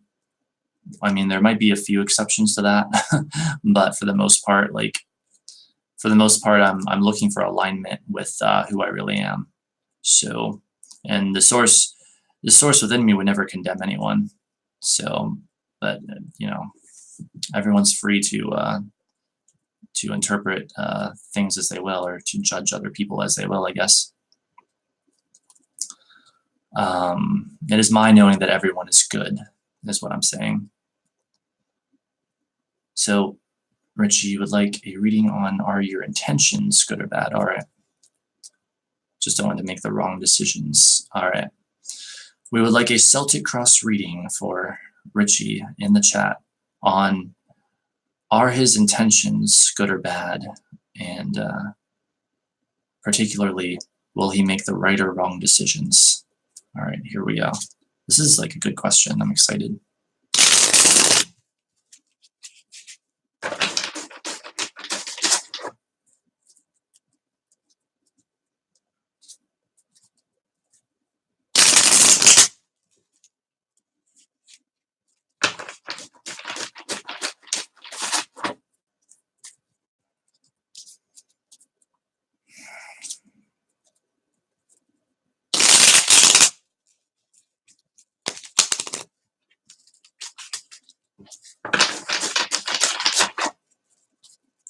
Are Richie's intentions good or bad?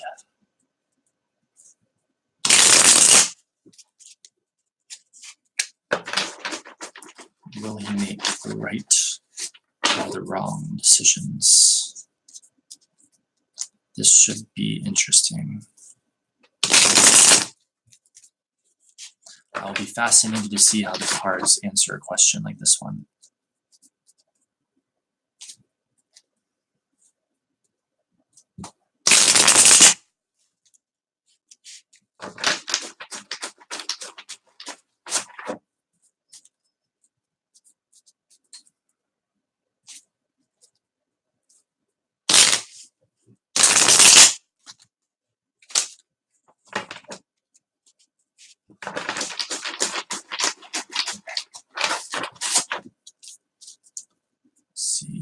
Richie's intentions, good or bad?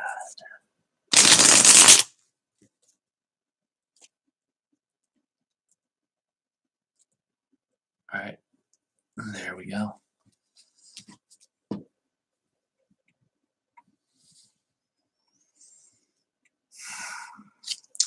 Outside influences, the High Priestess reversed, challenge card, 7 of Cups, underlying energy, the world, the past, 6 of Swords reversed, hope to achieve, 2 of Wands, there's that desire to make good decisions, near future, the Hierophant, attitude or position, 7 of Wands, outside force coming in, the Lovers, hopes or fears, justice reversed, and the outcome is the 9 of Pentacles reversed.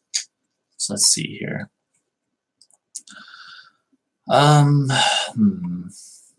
Give me a little bit to calculate this. So it looks like you got 2 2s, 2 6s. Let's see, are your intentions good or bad? Let's focus on that first. The 7 of Cups is indicating your confusion on this subject.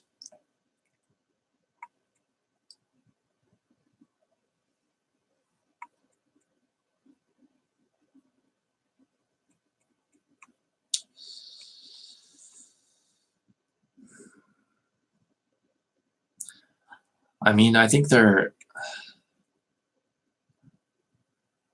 if I'm interpreting this correctly, I think there might be a possibility that there's too much rigidity with your worrying if your intentions are good or bad. Like, you might be worrying about it too much, basically speaking. And that, like, let's see, you got the High Priestess reversed as your very first card, which can be an indicator of not trusting one's intuition. And so you might want to try to get more in touch with your intuition and basically trust yourself more. You know, like if you're wanting to know if an intention is good or bad, well, you have to feel for it. You know, if it feels bad, then it's bad for you and bad potentially for others. If it feels better to you or feels good to you, then it is in alignment with what you are wanting and what others are wanting. So that's like the most important thing I could tell you about that, I would say. And the cards seem to reflect that too, where there's almost like too much of a rigidity of focus upon that. As for not wanting to make the wrong decisions, hang on, let's fix that blur. Let's see. Again, I can see your desire to do that with the 2 of Wands, the challenge card, 7 of Cups, card all about trying to make the right decisions. The Lovers, also a card about decisions that you got for the outside force coming in. Let's see, so like, will you make the right or wrong decisions? My mind doesn't stop thinking about this stuff. That can be a challenge. But we can get more to that later, perhaps. Let's see.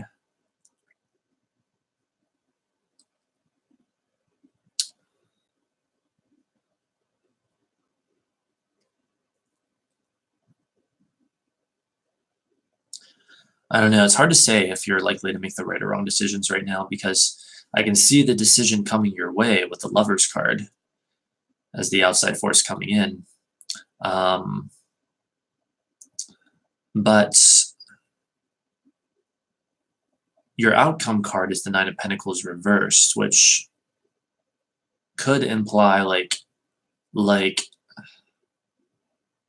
if you're worried too much about it, then you might create a situation where you don't make the right decisions, because 9 of Pentacles reversed can be anything from financial struggles or difficulties to like not getting a return on your investments, perhaps, to being too busy with work, like no time for pleasantries kind of idea. So I don't know if it's specifically answering that, but I don't know. What if I drew one more card? It's the card of the night, the Empress. Yeah, I don't know. I guess, like, you'll be happy to know that the cards aren't giving any strong indicators of your being likely to make any really, really bad decisions anytime soon. But it's just the Nine of Pentacles reversed. It's like, well, maybe there is some possibility, but it's really probably more that you need to trust yourself, like figure out how to follow your intuition and like feel for what is correct, as well as using your logical and intellectual mind to figure out what is right, and become more relaxed about it if you can. Feel there's a decision coming. Well, there absolutely is, according to this reading, with the Lovers card being the outside force coming in. It would say that there is some kind of important decision coming to you, basically. Wait, it doesn't really answer your question, just reflection of your inner energy. Yeah, that does happen a lot of times. But I think there's, I don't know. I think the tarot cards, in a way, maybe could be looked at as like a way of giving the intellect a way of understanding energy. Like, it's like your emotions read energy, and the tarot cards are a way of giving your intellect an understanding, a reading on that energy. And so, I mean, it can often be quite beneficial. Yeah, I think it's important to get in touch with yourself first. Indeed. I don't know what to do. Well, here's the thing I would ask myself if I were in your position. Do you have to make the decision right here, right now?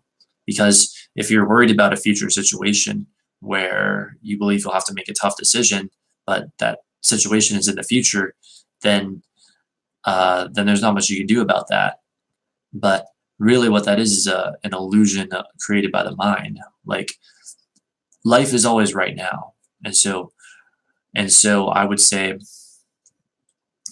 do you have to make a decision right now, or can you be all right now with the way everything is? Because all of your power is in your now. Like, the future is not set in stone, including the stuff that's read by these cards. These cards are just a reflection of your energy as it is right now. So I don't know. If you want to get into more specifics, I can try to answer that. Should I consider past happenings? Not really. Not most of the time, other than like maybe lessons that you learn from the past, if you want to look at it that way. Or if you have some, I guess if you have some deep trauma or something that you feel like you want to resolve from the past, then that would be another exception. Do some shadow work. But most of the time, when people ask me that question, I say no, because all of your power is in your now. Like, let your attention and focus be on right now, on what's happening right now. And even if you want to consider the past or consider the future, like, still do it from the present moment, you know, about what someone has done to bring me to this decision.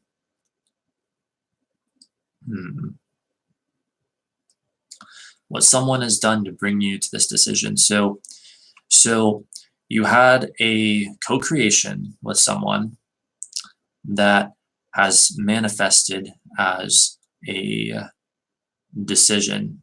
Well, the thing to realize there, first of all, is that since that was indeed a co-creation, you played a part in the creation of it. So that's probably the most significant thing I could tell you about that.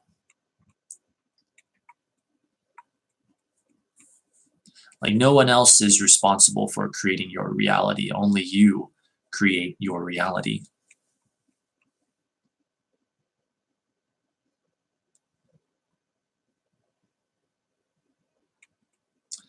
Yeah, if you want to give me more specifics, I can try to help you. Or maybe that's enough. I don't know. That makes sense. That's good.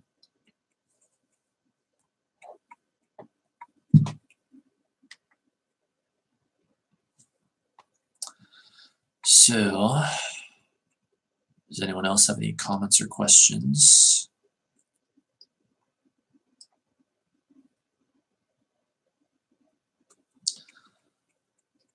Can always talk about astrology as well. I would like to think I know a pretty good deal about that.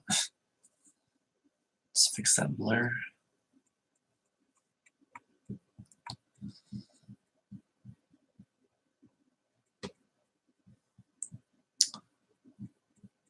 Let's see. We've been streaming for almost 4 hours now.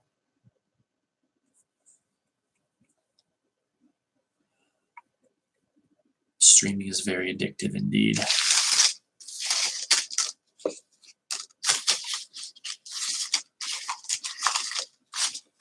Yeah, we're in a very weird month astrologically, speaking of such things.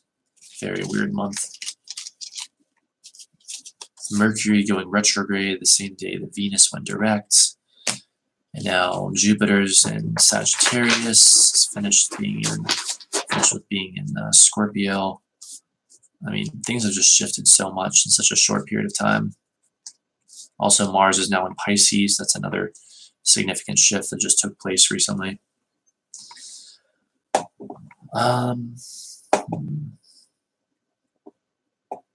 Sag, by the way. Sagittarius. Nice. Well, I'm Capricorn. I'm kind of like your counterpart sign in a way. Sagittarius, the sign of expansion and idealism. Capricorn, the sign of contraction and so-called facts or reality. But of course, it's never really that simple because, I mean, for example, I myself have Mars in Sagittarius, so you can't say I'm like a pure Capricorn. I've got Sagittarius energy too myself. I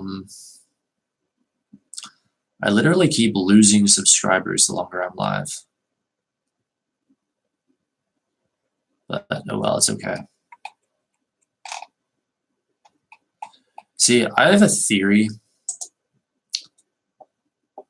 Maybe it's a little bit of a fear to you, but mainly a theory. I guess for the most part, I don't really care. But I have a theory that a lot of people don't want to hear that you create your own reality because they aren't ready to take responsibility for their reality because they're still very much in the mode of like blaming other people for their creations. And so now that I'm doing these live streams and people ask me what I think about things, and I tell them you create your own reality, which has been my philosophy more or less for the last almost 6 years now. I think people, well, I'm afraid that some people maybe are unsubscribing because of that, and like they don't want to hear that. But what am I supposed to do? Pretend to be something I'm not? I don't think that's a good idea. It's the blame game. Yeah. I mean, I will acknowledge that blame feels better than guilt, and so moving up the emotional scale, if you're trying to do that, it is like a step in the right direction, but it's never good to stay there. It's never good to stay in blame. Anyway, yeah, the moon is going to perfectly trine the sun in just over half an hour from now, so some much needed harmony is on the way. Sometimes it feels better being the victim, I admit. It feels better to be the victim sometimes. Yeah. Well, everyone has their own unique sort of inner emotional scale, I would say, their own inner version of the emotional scale. What else is going to happen that's interesting tonight?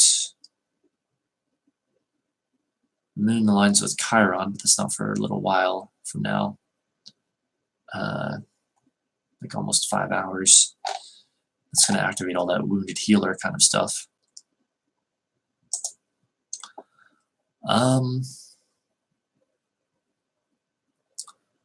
See, I definitely don't want to stop streaming anytime soon, but I might have to because it's getting late.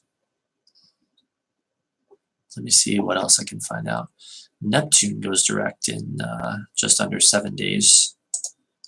So I'm not quite sure what effect that is likely to have since it's one of the slowest moving planets that we have. And so its effects when going direct are going to be very subtle. Like, I don't know if we'll feel that right away or not, but it might begin to feel like eventually that our dreams and spiritual life begins to move forward in more pronounced ways. perhaps on or sometime after November 24th.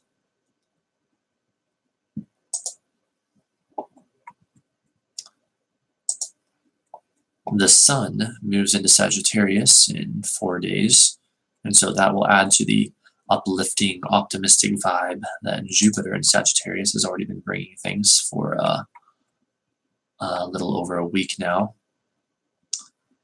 What else is quite significant here?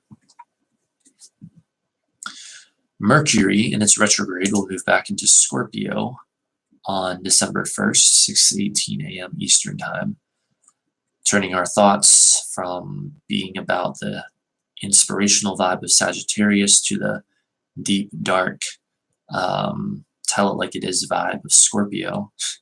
So that should be interesting. But I don't think Mercury stays in Scorpio for very long.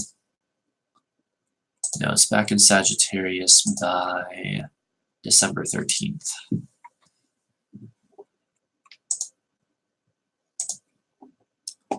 Let's see. But I mean, if you're born poor and you don't have any clue about your core being signing up for that, then it makes sense to feel unfair and frustrated. Hang on, let's try to fix this blurriness. Wait. It makes sense to feel unfair and frustrated. Yeah, it's true. Like if, like a lot of people don't realize like the power that they have, and so if they're born into that, then yeah, it's perfectly understandable that they would feel like life is unfair and be frustrated and everything. But that's what people like me are here for, I suppose. Or at least that's something I like to do anyway, is inform people of their power, so they don't have to be a sort of slave to the illusion of disempowerment any longer. They can begin to take their power back, which I admit is not always an easy process. You know, it's something that takes a long time. I mean, I've been at this stuff for years, and there's still some things that I'm not completely like past, but I think there's always going to be like, well, I mean, there's always going to be new challenges, but like, I don't know. I feel like it's really just recently that I'm finally cleaning up some of the most stubborn beliefs that I've had. But I guess the real indicator of that will be in the like weeks and months and perhaps, I don't know, next like couple of years maybe to come. Because if I have truly cleaned up those beliefs, then my reality will change to match it, as it has done many times before with other beliefs. So it'll be interesting. I'm excited to see what happens.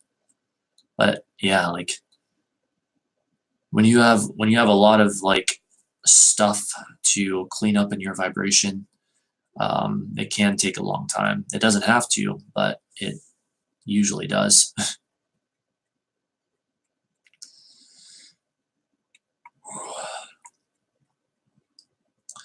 Yeah, I mean, I've always been familiar with these kinds of ideas and like about beliefs forming reality.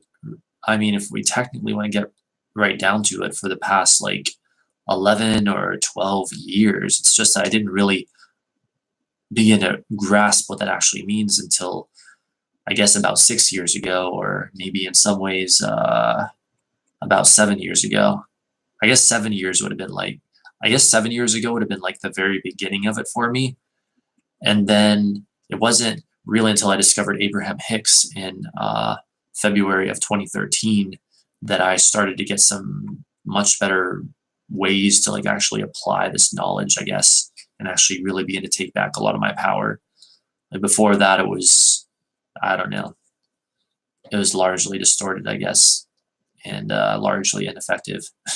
It's probably why a lot of people can get frustrated with this kind of stuff and not believe in it, because they aren't willing to, I guess, give it enough of a chance.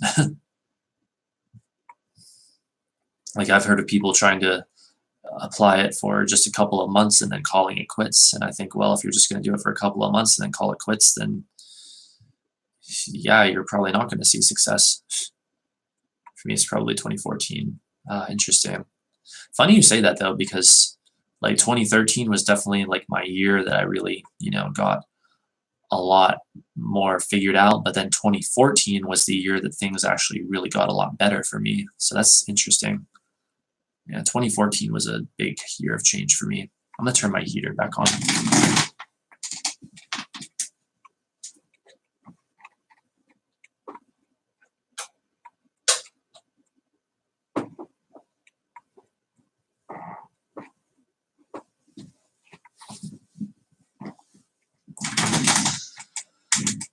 Oh boy, I am so sore from that workout yesterday.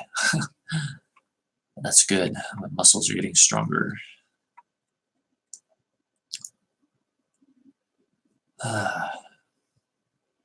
So I did hit my 4-hour goal. I was thinking 4 or 5 hours would be a good amount of time to stream.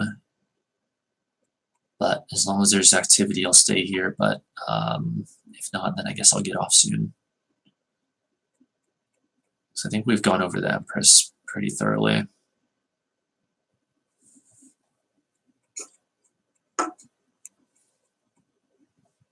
Let's clear up that blurriness. Yeah, Mars half-squared my natal Saturn earlier today. And so that's quite the challenging aspect, and talks about efforts at control and activities that meet with resistance and stuff like that. And I think earlier tonight when I felt like there was something maybe just a little bit off about my vibration, I think I was feeling some of that, even though I did as much vibrational pre-paving for this stream and this whole day and night as usual as I could. Still, that particular kind of energy was not the easiest to bring into alignment. But I'm happy to say that once I started like streaming, at least with this stream, the Empress stream, I got like into alignment much more easily, and I think it went fairly well. Although it did get a little uncomfortable at times, I guess, in a way, as I kind of had to lay down the gauntlet more than I'm used to with those, the articles I was reading, especially that one article. Things really changed for me probably this year. Oh, really? It's interesting. Because this year for me too has been quite the year of change. Like last year, I began to get really fucked up again, basically speaking. And the year before that also wasn't the best, like about halfway through. But this year of 2018, I have oh boy, I've transformed the hell out of my reality, and I love it. Especially once I started making those daily lists of positive aspects, like that has been a huge help. In 2014, I was just very new, and even though introduced to all ideas, I wasn't really able to understand a lot of them. I know what you mean. Yeah, I know what you mean. I've been there. I feel like that was me in 2013, especially, which I guess everyone kind of has their own experience with this, but I've heard like this idea that like when people start applying this stuff that all hell will break loose at first. And apparently that's normal because like the energy gets flowing when it's been like blocked for so long. But for me, I guess I would say that's definitely true, but it was I feel like it was more like a long drawn out process where I kept like kind of fucking up one thing after another as I was trying to apply this new philosophy to my life. And more and more let go of the old philosophy, and there's just a lot of confusion for a long time, which led to its own kind of disempowerment. And then there was like defensiveness and just, yeah, it can get kind of crazy when you start trying to figure out how to really create your own reality. Like, I'm not gonna lie, but thing is, I would much rather have gone through all of that and have the power I have now than to have remained like feeling completely powerless and like my life was completely hopeless and just have that be my life forevermore, at least in this lifetime. I would much rather have had to have that difficult transition to where I am now than to just remain like feeling like life sucks forever, basically. So not trying to scare anyone away from alignment if you're new to it. But yeah, it is true. Like, it is kind of, at least from what I've heard, and it sure did happen for me, it is kind of normal for all hell to break loose when you start practicing this stuff at first, and then it gets better. True. Yes, indeed. All right, so any final comments or questions? Because I think getting pretty tired and I should probably get off soon and go eat something, then go to bed.